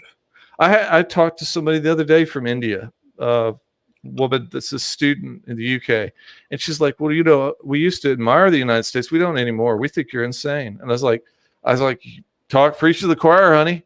I don't know what the fuck's going on here. I think we've lost our fucking minds. Absolutely. And I don't know who's microwaving. Like, I remember a few years ago, I had some people ask me about directed energy weapons and our diplomats around the country. And I said, they asked me what was happening to them. I was like, it's directed energy weapons. And they didn't even know what that fucking shit was. And I was like, yeah, somebody's either microwaving them or they're hitting them with a sonic weapon. They're like, what the fuck are you talking about? It's like, I know you think I'm fucking Dr. Evil and I got a cat somewhere, but kill yourself. That's what's happening. I'm going to go back to playing video games. I think you're all retarded. In fact, I had somebody the other day, I was talking to some socialites. They're like, you should work for the FBI. And I was like, hold on. First off, I would never work with those fucking assholes. Their head of counterintelligence 20 years ago was a Russian spook. And Lord knows what the fuck just happened. They ignored the guy who's openly bragging in emails that he's doing business with the Chinese Ministry of State Security's head. Okay, that would be Hunter Biden. Hunter Biden is bragging about being in bed with the Chinks. Okay, no offense, I don't hate Chinese people. I think some of them are delightful, but oh my God, the mainland Han Chinese guys from Beijing, the upper northeastern part of that country, the entire region hates them. You talk to anybody from Central Asia, you get alone with anybody from Kazakhstan and all these other little stands, they'll tell you they're building roads through our cities. They're fucking with us. Life sucks. We can't talk about it online. I'm like, understood. I'll file that away. Nobody wants to fucking hear that shit. And I looked at this lady. I was like, FBI, fuck them. I don't think they give a fuck. I think they do the bare minimum. It's the Keystone Cops.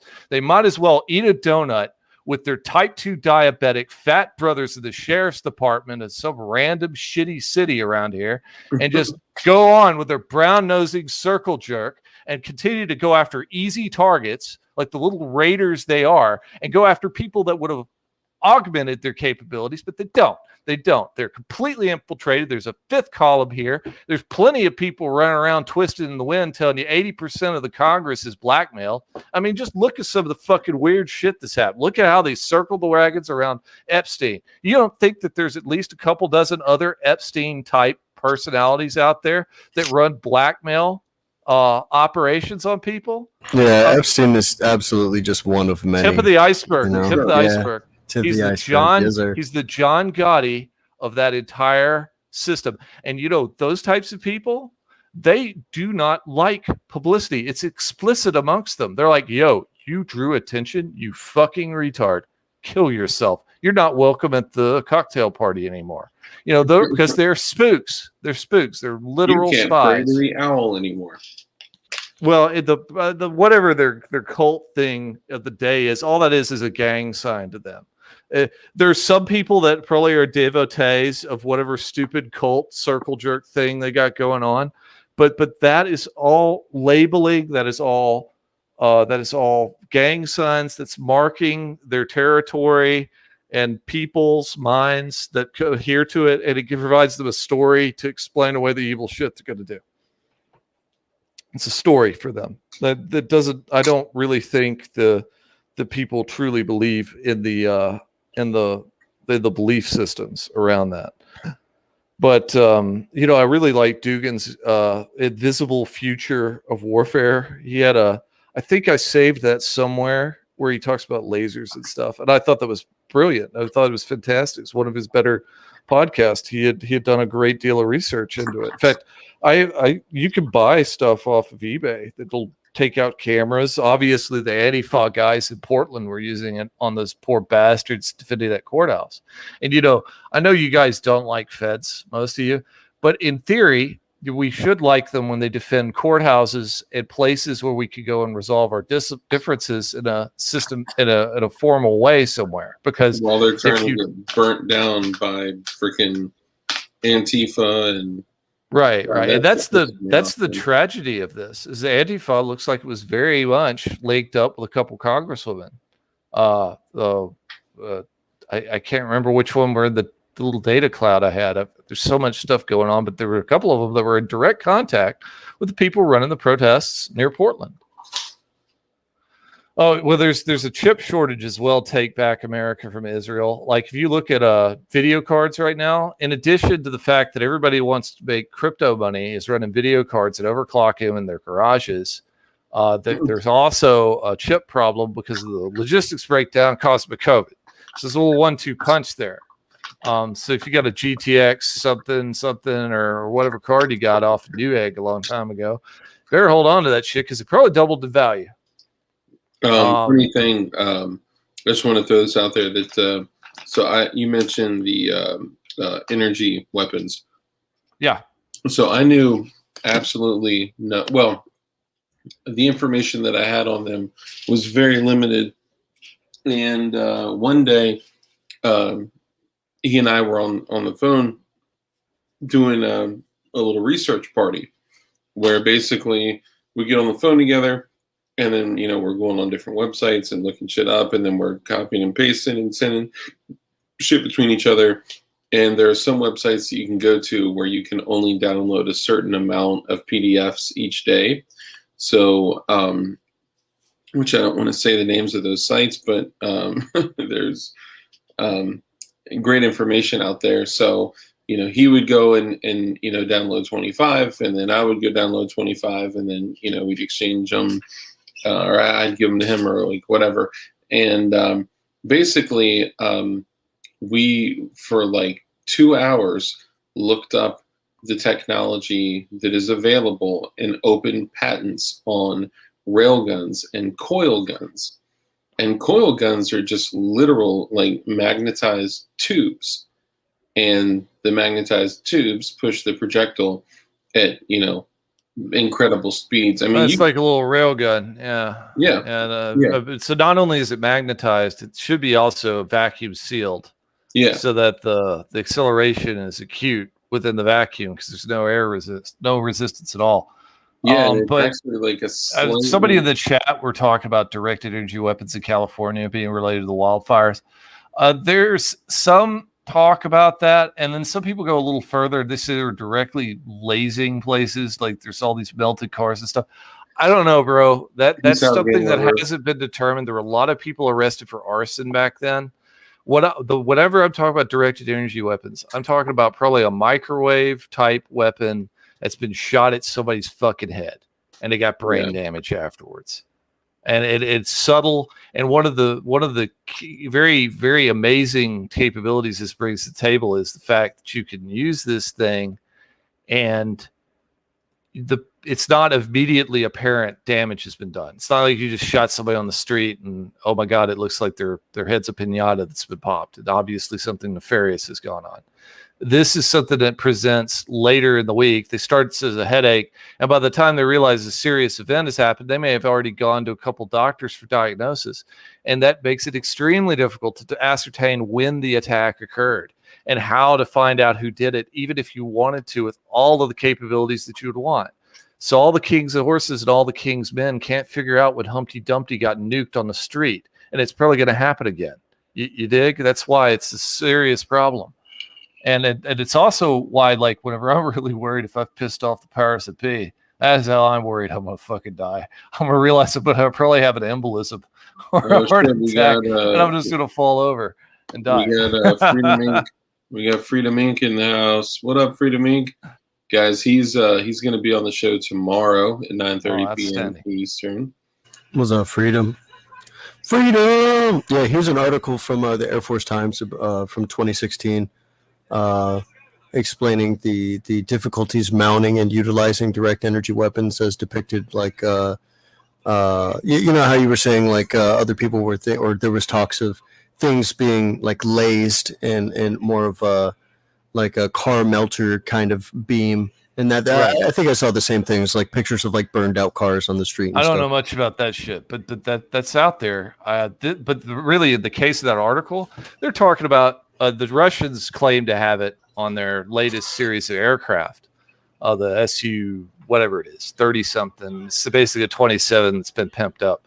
But basically, they've got like these little laser emitters that are supposedly looking at the infrared seeker head of air-to-air missiles, the equivalent of an AIM-9. And all it does is it tracks that, shoots it with a laser, similar to me taking a laser pointer to a security camera or an eyeball of some, if I was an Antifa, I got an eyeball of some Fed, and it's shooting the seeker head of a missile, and it's disabling the missile's ability to track. Because one of the effective ways of fighting, in theory, an air-to-aircraft missile shot at you close range, within visual range, is to put your aircraft close to the sun. And the seeker head of the missile sometimes chases the sun instead of an older generation seeker heads. Because like AIM-9 has got a kind of a hybrid of both the infrared seeker head and a computer system that has various silhouettes and profiles of the aircraft that it's targeting, that it'll usually find the aircraft instead of the sun. You know, it's capable of doing that. But, you know, there's still the laser package on board an aircraft are going to disable the missile seeker head, but it's not capable of like melting cars. We're not quite to Star Trek levels of phaser. Although, hell, if you believe some of the stuff that's on the mainstream TV about these drones or whatever that are going in and out of the ocean, and you just think about the sheer amount of energy needed to do some of that stuff, it's like if you've unlocked a power source to that capability, why not have a fucking laser and start zapping shit? Yeah, hell yeah. You got that capability. Why not?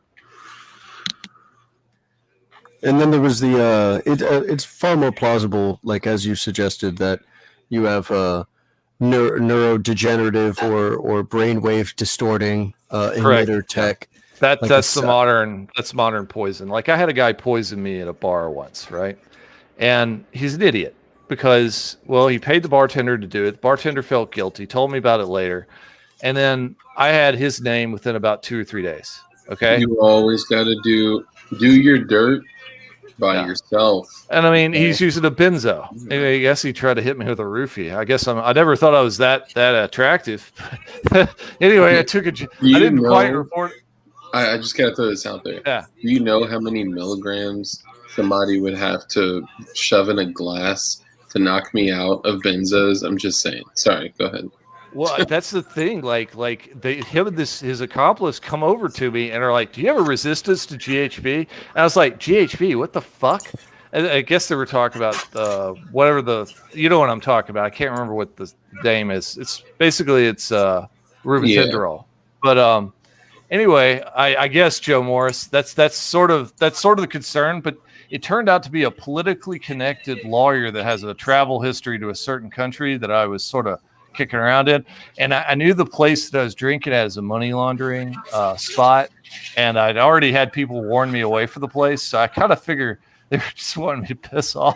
They were being paranoid. It's sort of like you're some of your friends in Discord dark that are convinced them up to no good. It's sort of like, you know, if I have eyes to see all the things that normally don't get seen, people tend to get kind of a little nervous if I'm in their AO, you know.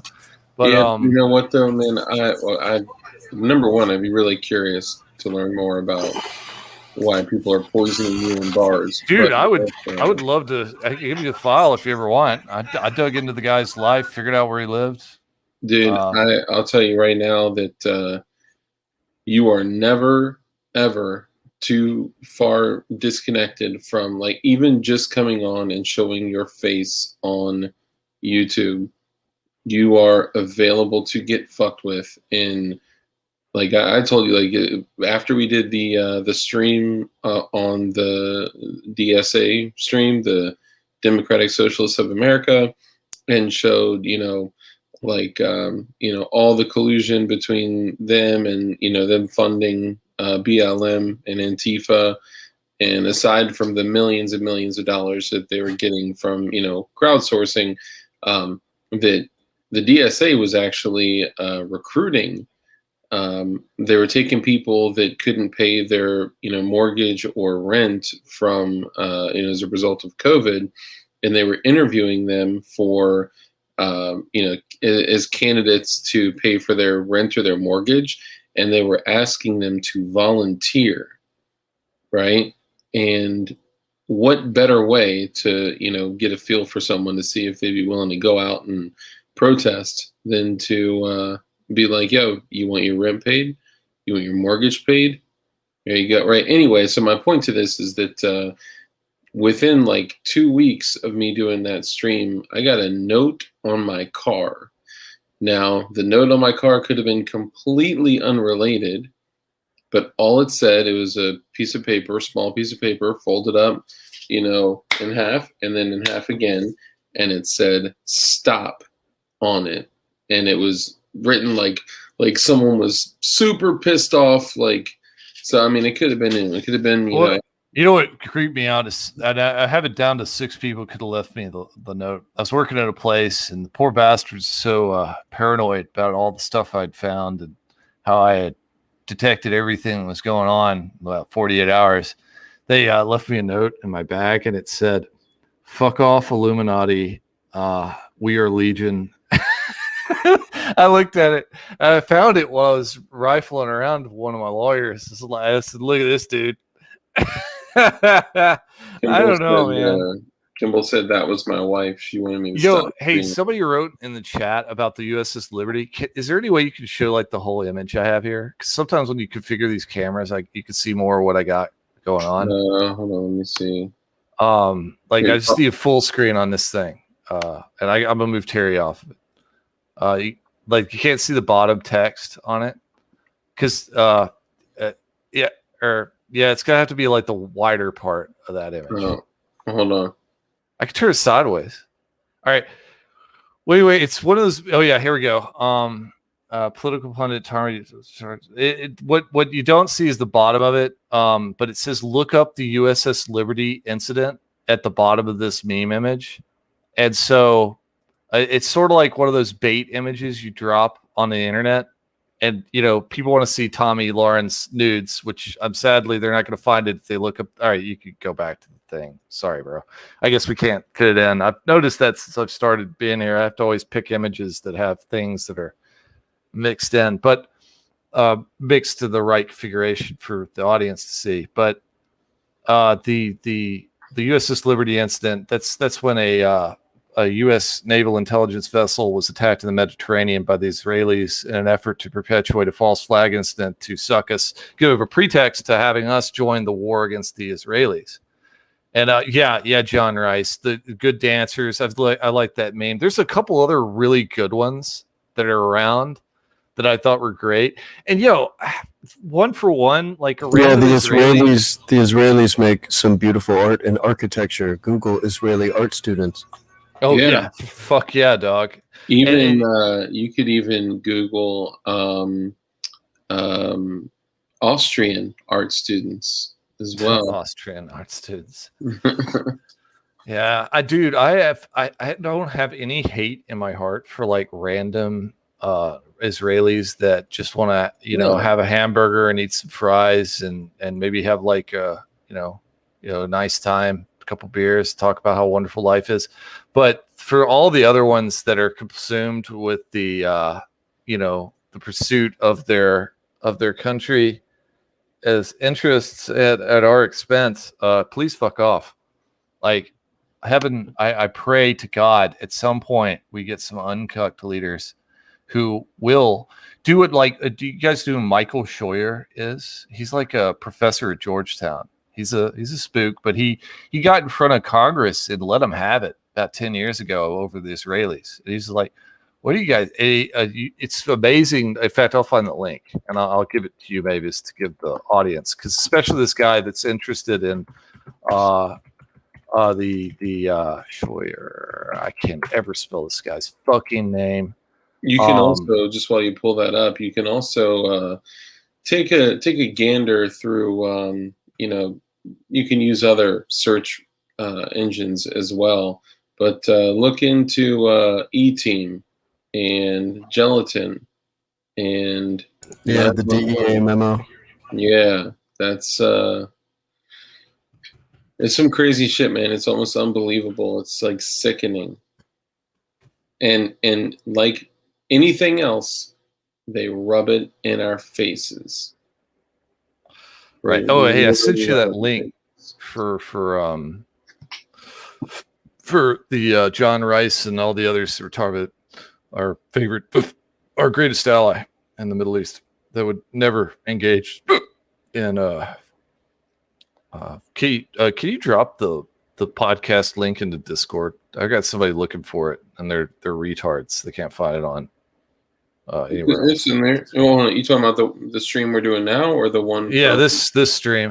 Yeah, because if I send him a link, he's probably going to join us on the show. I'll give him that link. It's in general. All right, I'm pretty retarded because I can't find it either.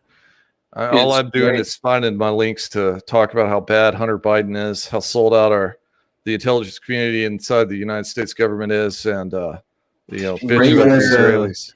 On the Discord, right where you see where the hurry up thing is. Yeah. It's literally like 2 posts above that. Do you guys know about Arbusto Energy in Spectrum 7? Mm. So there's Jim Bath, or James R. Bath, and he became acquainted with President Bush, like senior, older W, or older Bush, both when they were serving as reserve pilots in the Texas Air Guard in the 70s. And then Bath invested a stake into Bush's energy company, Arbusto. And at the time of the investment, Bath was a representative for Salem bin Laden, the oldest son of Mohammed bin Laden, founder of the Saudi bin Laden Group, which was at the time the largest construction company in Saudi Arabia. And you can guess one of his 52 sons was good old Osama. And it's like another one of those like there's no coincidence kind of factors. And in 1984, Bush was chairman and CEO of the company, and then there was the in '86 there was a rapid fall in the oil prices, and so investment in oil exploration became unattractive.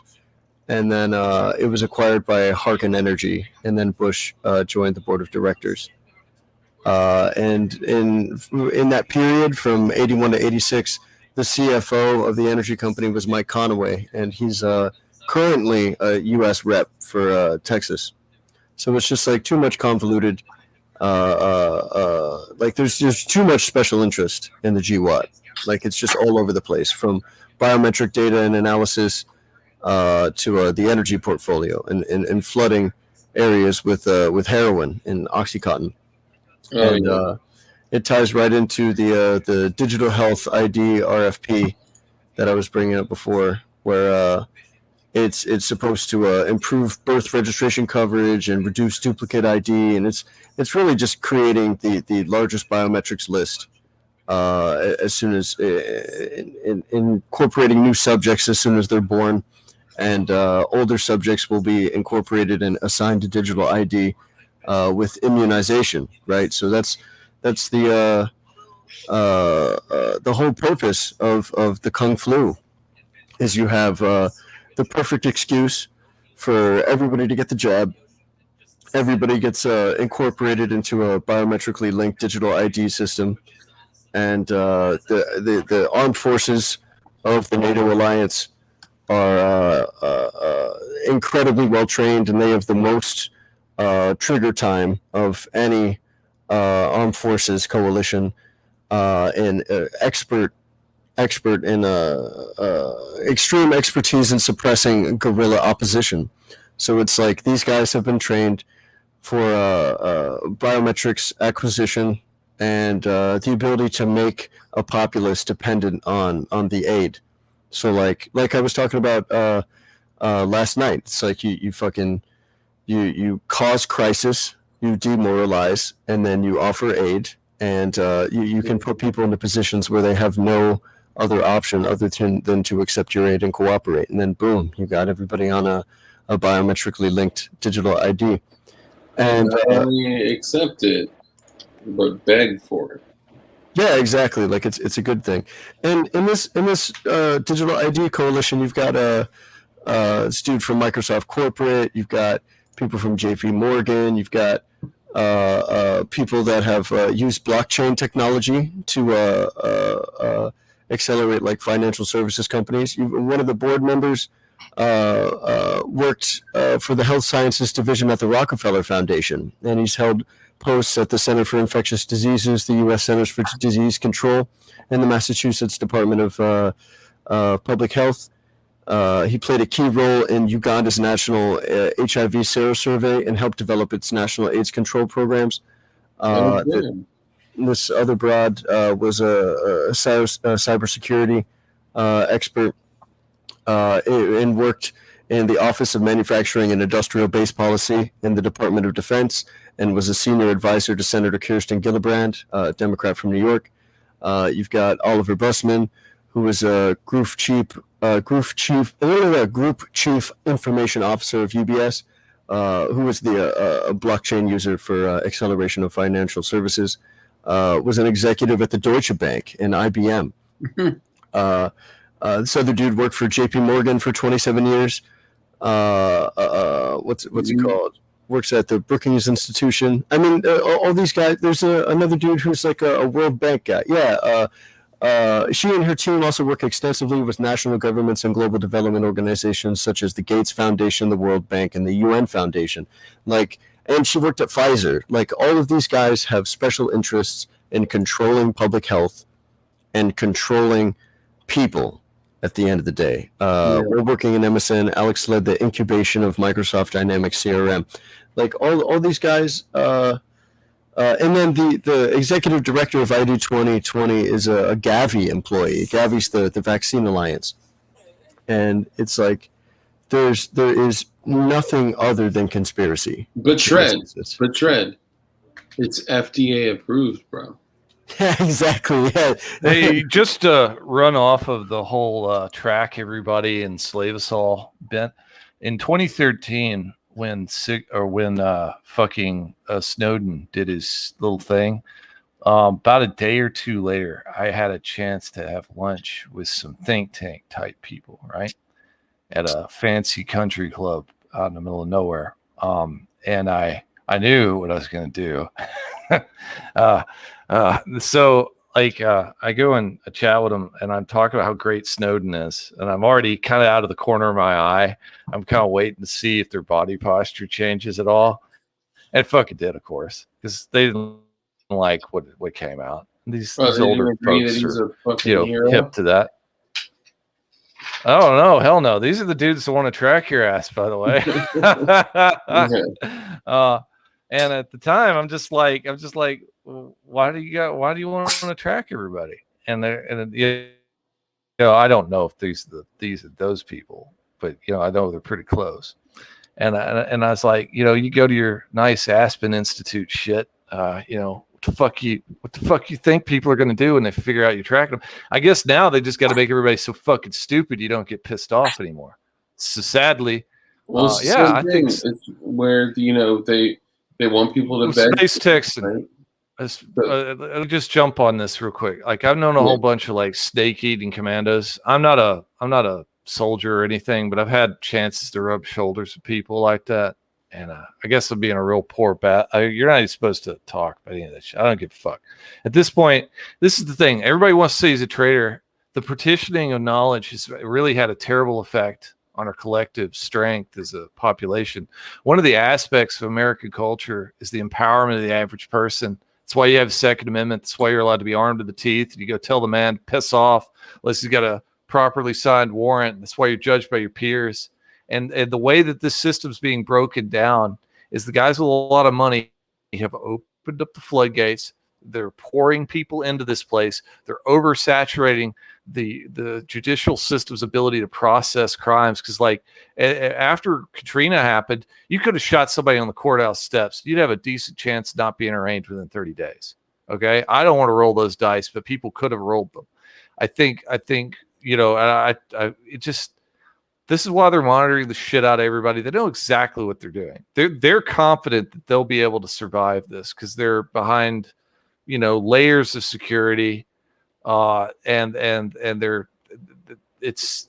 no QAnon coming. I'm afraid. I still got guys that blow me up over QAnon, and it's exquisite. They have an encyclopedic knowledge of this stuff, and I'm delighted that they have new knowledge sets of real events, but sadly they have a very poor profile on actually doing anything. Like they're all suppressed. They're all like, oh well, just let go and let this mysterious just trust force the plan, do everything. Man. Just trust the plan. It's all about stagnation. It's just about making what could be angry, violent, potentially militant, unified Americans with a common goal just reduced to dependence. We want to have active involvement. We want to have a big crowd of people like this crowd here, okay? That we want to see this crowd activated to get out there and make their voices heard. Because like if you read Solzhenitsyn, he talks about all these secret police, MKVD and whatever else, the Cheka and all these other secret security services in Russia nabbing people in broad daylight and sometimes at night. It says, if people had just taken the bare minimum effort to fight these people off, you would have suppressed their ability to imprison millions of people instead of the gulag. And we need to be thinking about that. And to my beloved federal agents that are out there across the fruited plain, I know that some of you are still not completely sexually intersectional and understand that the your way of life, whatever you spent the last 20 years of your life doing, protecting this place, I know you've got some cynical outlooks on it, but you have to understand you're being sold down the river. Did you not look at that CIA recruitment video? Did you not understand the implications of a tranny lording over a shit ton of monitoring systems? Because that is the psychological profile that maintains good operational security, that they can put inside of a cubicle office, feed them hormones and sate their base needs. And they do feel separated from us, and they will do that tasking without breaking ranks. Because in the past, when they've used normal heterosexual operatives for this, they break ranks, they become demoralized, they leak information. That's why you see these like there's that chick that got arrested, whatever her name was, about 3 years ago. She was like leaking information to somebody. She was in the NSA's contracting model. Anyway, she's basically like the dark Snowden or the dark. These people are very deviant. They've got very interesting neuroses, but these neuroses, the intelligence community profiles people, and they understand the type of people they can recruit to execute tasks reliably that will not break ranks. Reality winner. That's right. That's the person, Joe Morris. Thank you.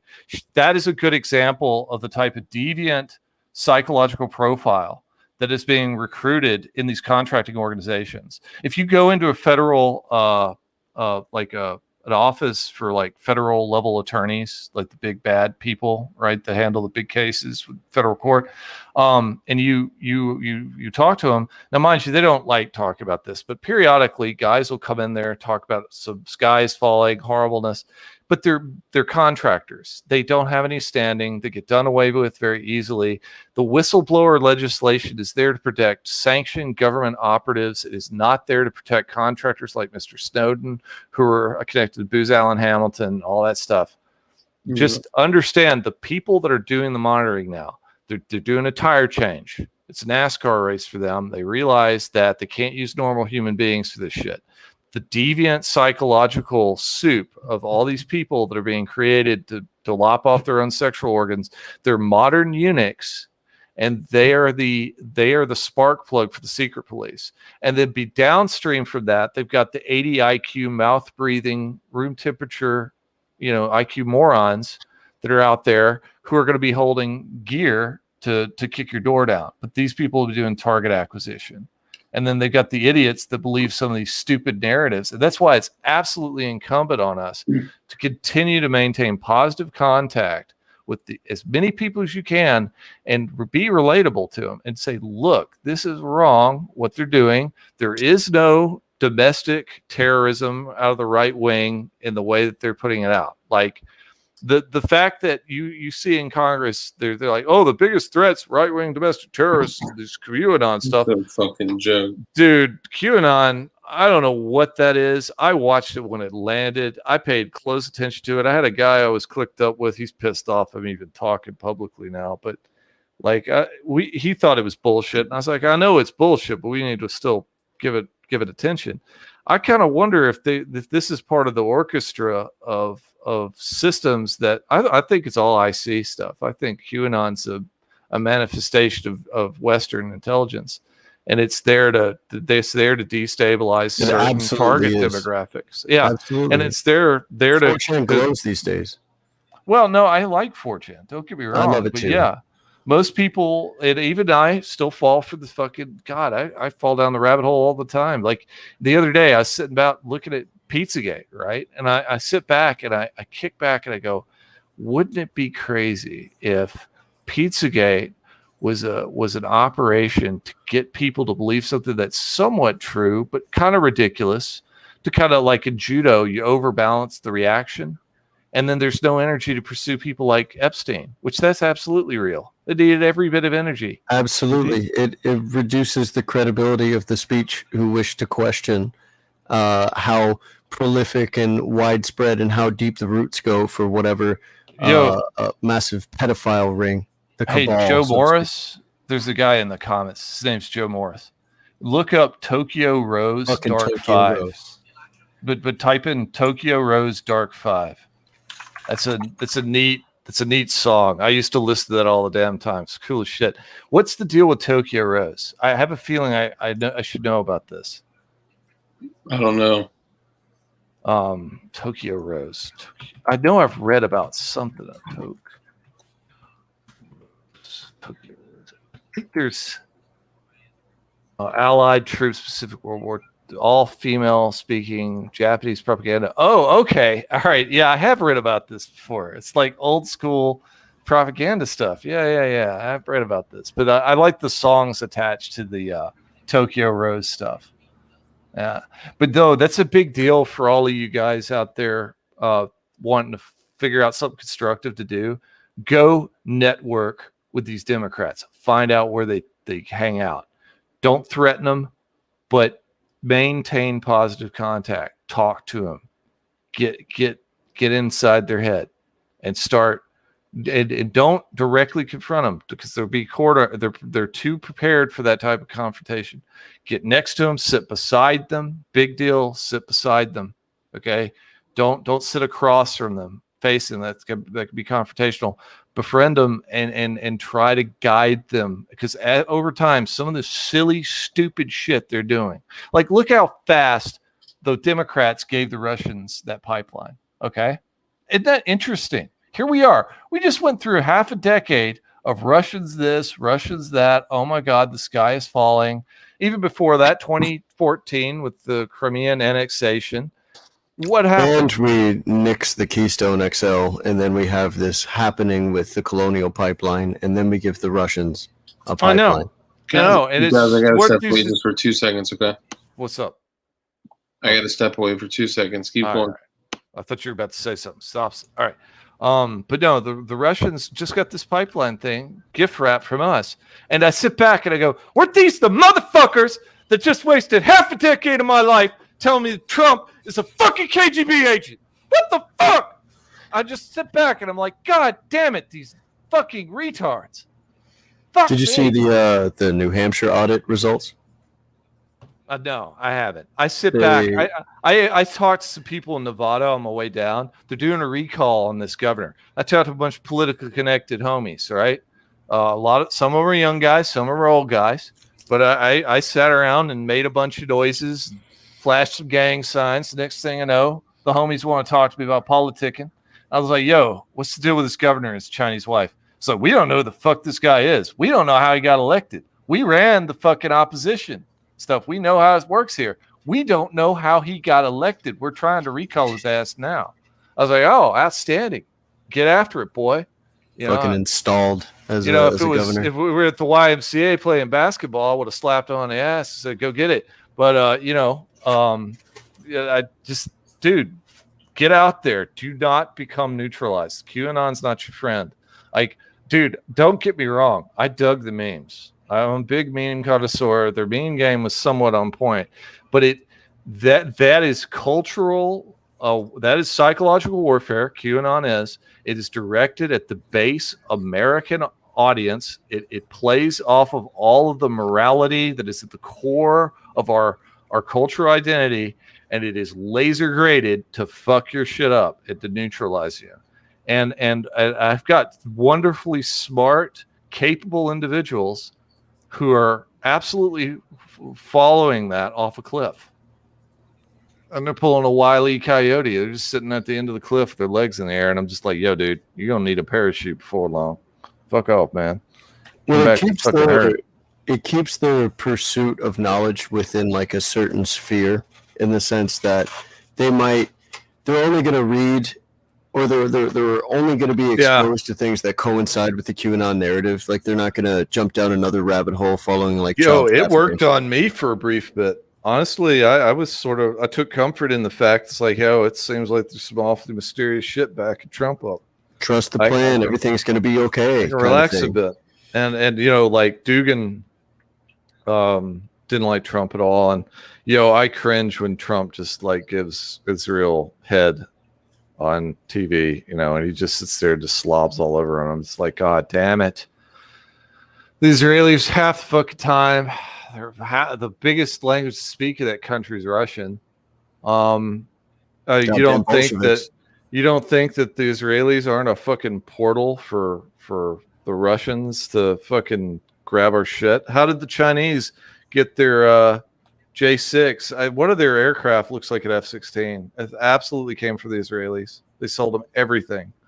Absolutely.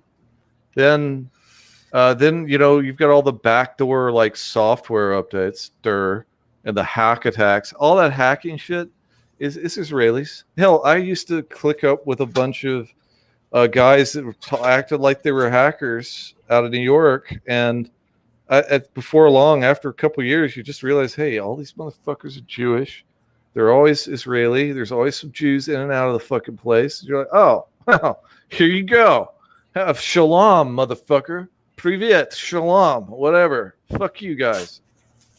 And then everyone who's like day-to-day Jewish in the sense that they're American and still claim Jewish heritage, they get like vehemently it gets better, defensive. Dog. It gets better. It's better. So like I'm smashing these Chinese bitches, right?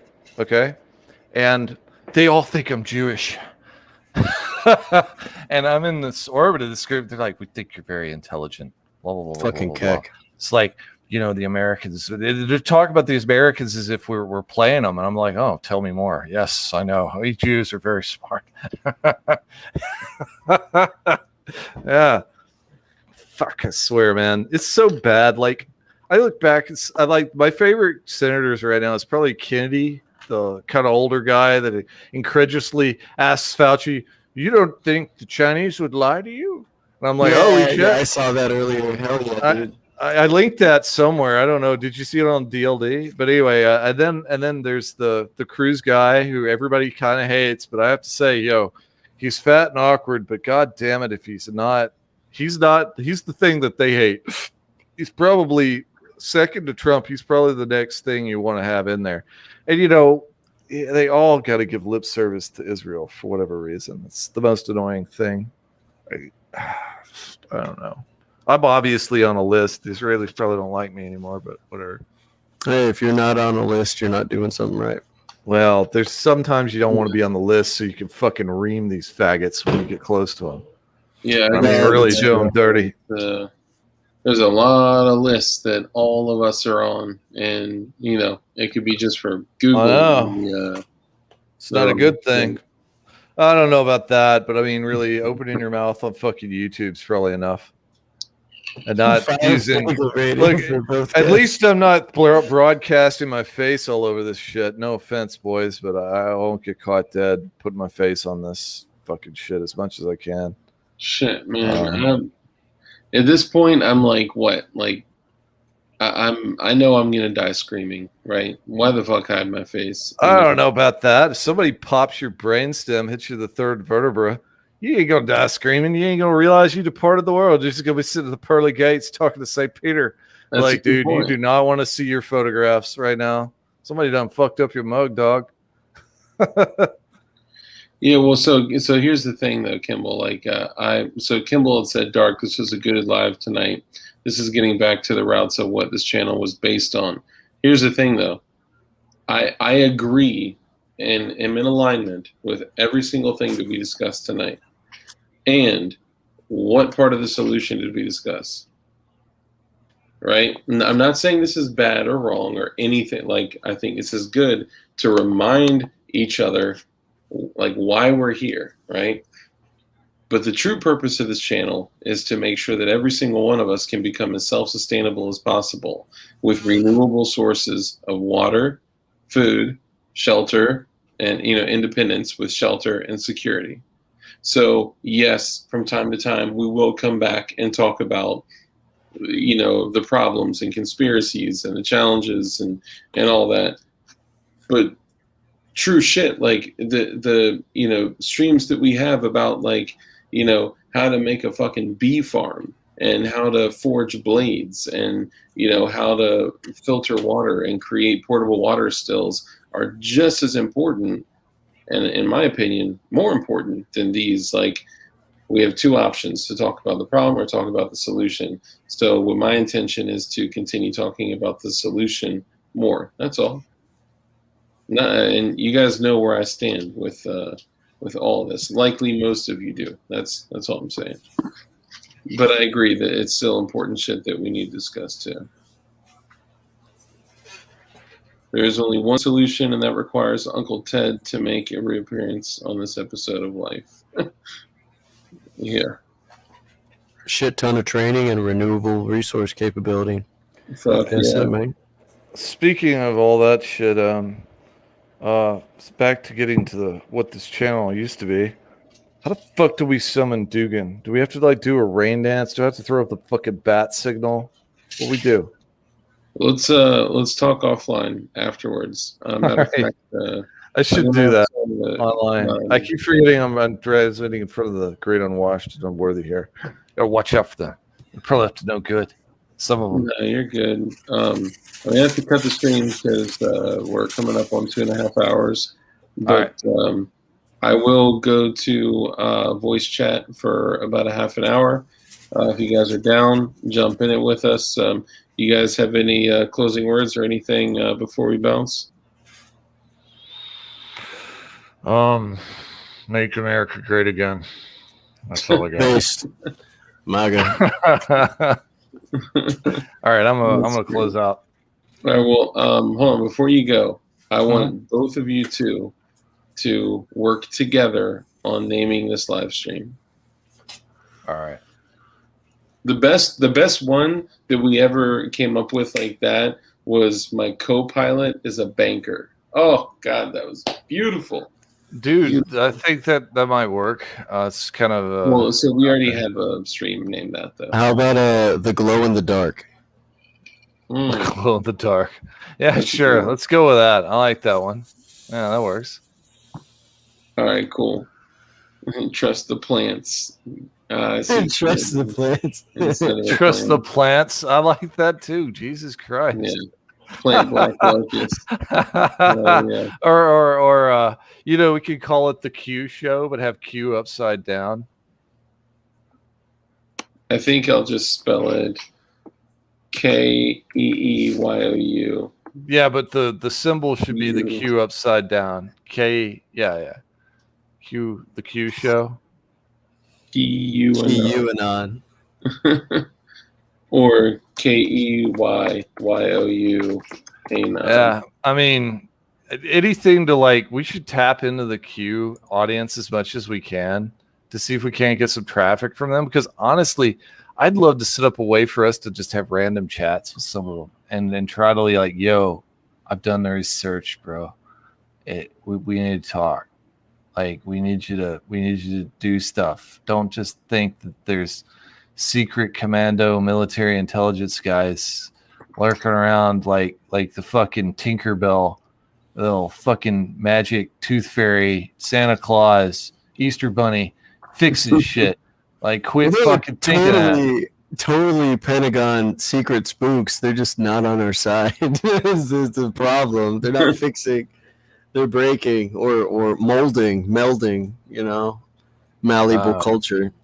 Yo, I get told by the dude I actually introduced to that shit, who's now a complete believer, that I'm a shill. And I'm like, do you not realize who brought you into this whole thing?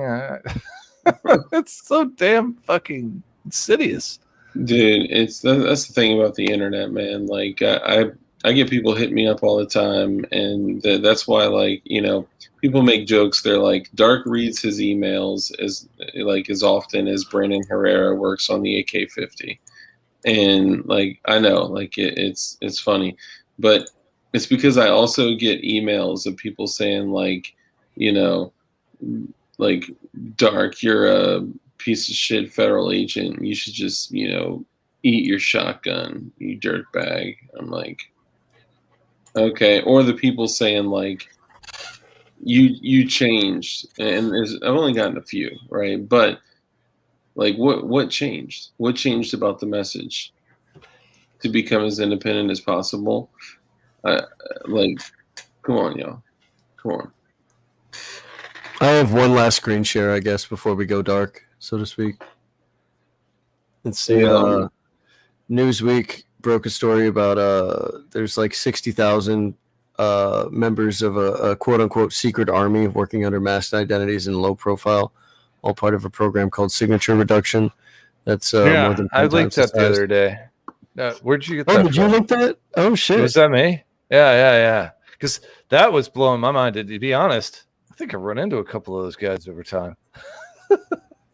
Yeah, it's fucking That's fair. crazy, dude. Dude, there's a lot of them, and they're plain clothes. It's kind of weird. Oh, it's Damn. annoying. It's pissed though, especially when they identify themselves. It's just like, seriously, fuck off. Don't cross the Rubicon. You're not even supposed to be here, red cloak. For real. So Armitage said that I should save all the hate mail and then read it one day for an episode. That's a great idea, actually. Plenty of other YouTubers are getting content from that, and you know, yours is probably a little bit more interesting. Yeah, right. I've gotten some interesting ones, to say the least. And then I get, some viewers that send me candy. Poison candy. Yeah, that's why I'm so sleepy. Wait. You got candy mailed to you? You got a PO box attached to this shit? So I actually didn't get the PO box yet. I finally am going to, because Man's passing out his home address, bro. yeah, I just gave him my home address. Bro, you've got balls of steel. I just didn't give him my last name. No, I'm joking. No, fuck no, I didn't give him. I have never given the 3 people that have sent me stuff, I trust, because whether they know or not, I know exactly who they are and where they are. And yeah, so like Matt Telhart, Armitage, and Goy and Cliff have an address where I can receive packages. That's it. So, but yeah, Texan. I do a bunch of different music, and my name, Shred Wizard, is the name of the channel, and you can see my face and all that good stuff. But I don't do anything political on there. This is the most brave thing that I've done. I mean, I guess it's somewhat distanced, but not really. You're a brave soul. You're a brave soul. Oh, hey, can I point something out? It's probably a little extreme. I need to be careful with this, but I promise I won't get you all in prison. Gentlemen, ladies, and others, and things, do remember, and this is completely out of left field. I might have been drinking beer since I woke up. Remember, the Christchurch shooting is very likely fake. Oh, God, you gotta watch that thing. All right, I'm done. Yeah, I know. Oh God, did I fucking destroy us? Shit. No, it's not okay. my fault, YouTube. I told everybody I was drunk. This may beat. So when we did the stream last time with Shred Wizard, I literally got off of the StreamYard, and then went to YouTube Studio, and it was like publishing video demonetized. I was like, what the fuck? Like literally automatically. And I mean, like, again, like, I don't really give a fuck about, like, the 44 cents in ad revenue from, like, I got 1,300 subs. Like, we're not exactly like killing it in AdSense, but I finally got a check from YouTube, and I can actually go get a PO box now. So this is great. So thank you to all you guys. Sweet. Yeah, man. Oh, thanks, Texan. You guys fucking rock. It's not real in Minecraft. Yeah, but they know the deal on Minecraft now. You got to be more creative. Even if you just say in Call of Duty or in Roblox. Yeah, something else. Cyberpunk. I don't care. Like, say something else. Dude, don't even. Cyberpunk was so depressing. I was looking forward to that so much. It was so fucking. I'm sorry, you're not talking about the game, but. No, I was just saying, like, phrase the crazy shit that you say you're gonna do by saying I'm doing X, Y, and Z in Cyberpunk. I also agree, Sigma. I mean, that game should have been way more than what it was. I mean, it was a gorgeous smorgasbord of dystopian future. I mean, isn't it funny how the trope for future technological development as of late has not been Star Trek, but like this cyberpunk dystopias where it's like they're conditioning us to look at this awesome future where everybody's depressed, they're eating bugs, and we all live in terrible domiciles lorded over by genetically augmented slaves. And you know, the human is barely even in there, you know? It's like we're already gone, man. And it's greatest, like it's a terrible thing to telegraph, predictive programming wise. The greatest things that you can spend your money on is augmenting your own body, and though you'll never have anywhere near as good tech as the Arasaka elite, so to speak, and you'll always be on the bottom rungs. That's right. And the other thing that should be pointed out is, you know how like there's the fast way to gain new capabilities, and that's a flash of the pan. You know, you got it for a second, then it's over. And then there's the slow way where you develop a major skill set that's there passively at all times. I think that is the impasse that humanity finds itself at. And it's like, yo, the guys that control a lot of the actual allocation and actualization of resources, they're the flash in the pan guys. They're the only slow stuff they develop is for themselves. And it's like, yo, do you want to share in the future of man? Do you want to share it with everyone? Do you want to uplift all of us at once? Do you trust your fellow human enough to uplift them with you? Or do you want to hoard all this capability for yourself? And really, that is the ultimate challenge. That is the Fermi paradox. That's the thing that's probably gonna, you know, if there are other things out there looking at us, and I'm not saying there are, but I'm going to say they're probably judging us by the fact that we lack the requisite altruism, not this shallow narcissistic altruism of sorry, somebody's spamming messages at me. I need to mute it, but not the shallow altruism of, hey, I'm with you guys, Black Lives Matter, and you're placating people and you're engaged in your faux civil rights bullshit.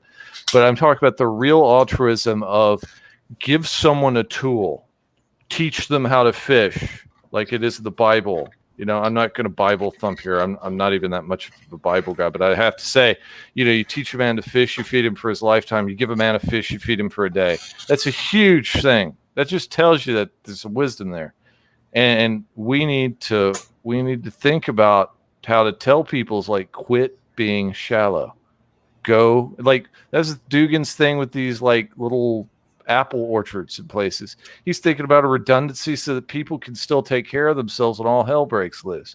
Because what do armies do? They get people dependent on aid.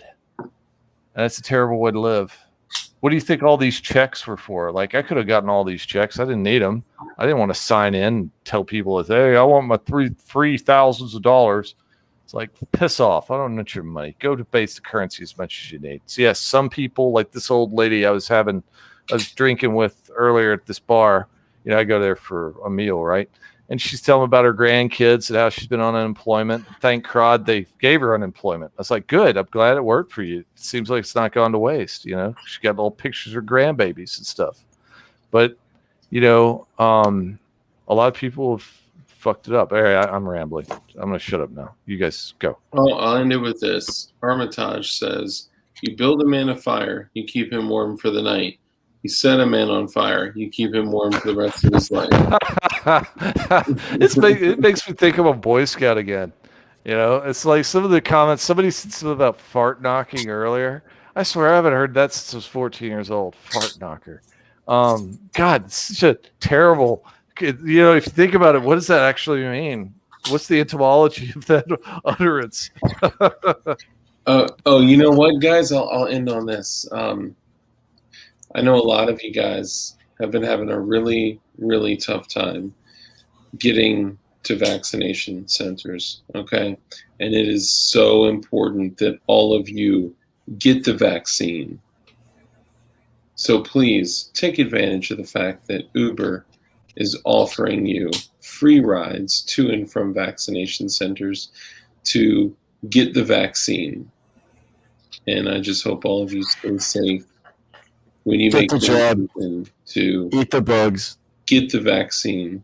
Get in the pod. Yeah, and remember the links that Mavis put in earlier. That Paid for explains by how the DoD. that explains how Facebook's going to track you if you don't want to eat the bugs and don't want to get the vaccine. Don't get your free burger and fries while you get injected with the experimental vaccine. And some of you guys out there's got some money. Try to find your lawyer. Go sue one of these businesses. Tell you to put on a mask. Accuse them of violating HIPAA. Come on, get it. Go do things. Yeah, Right. we'll do things.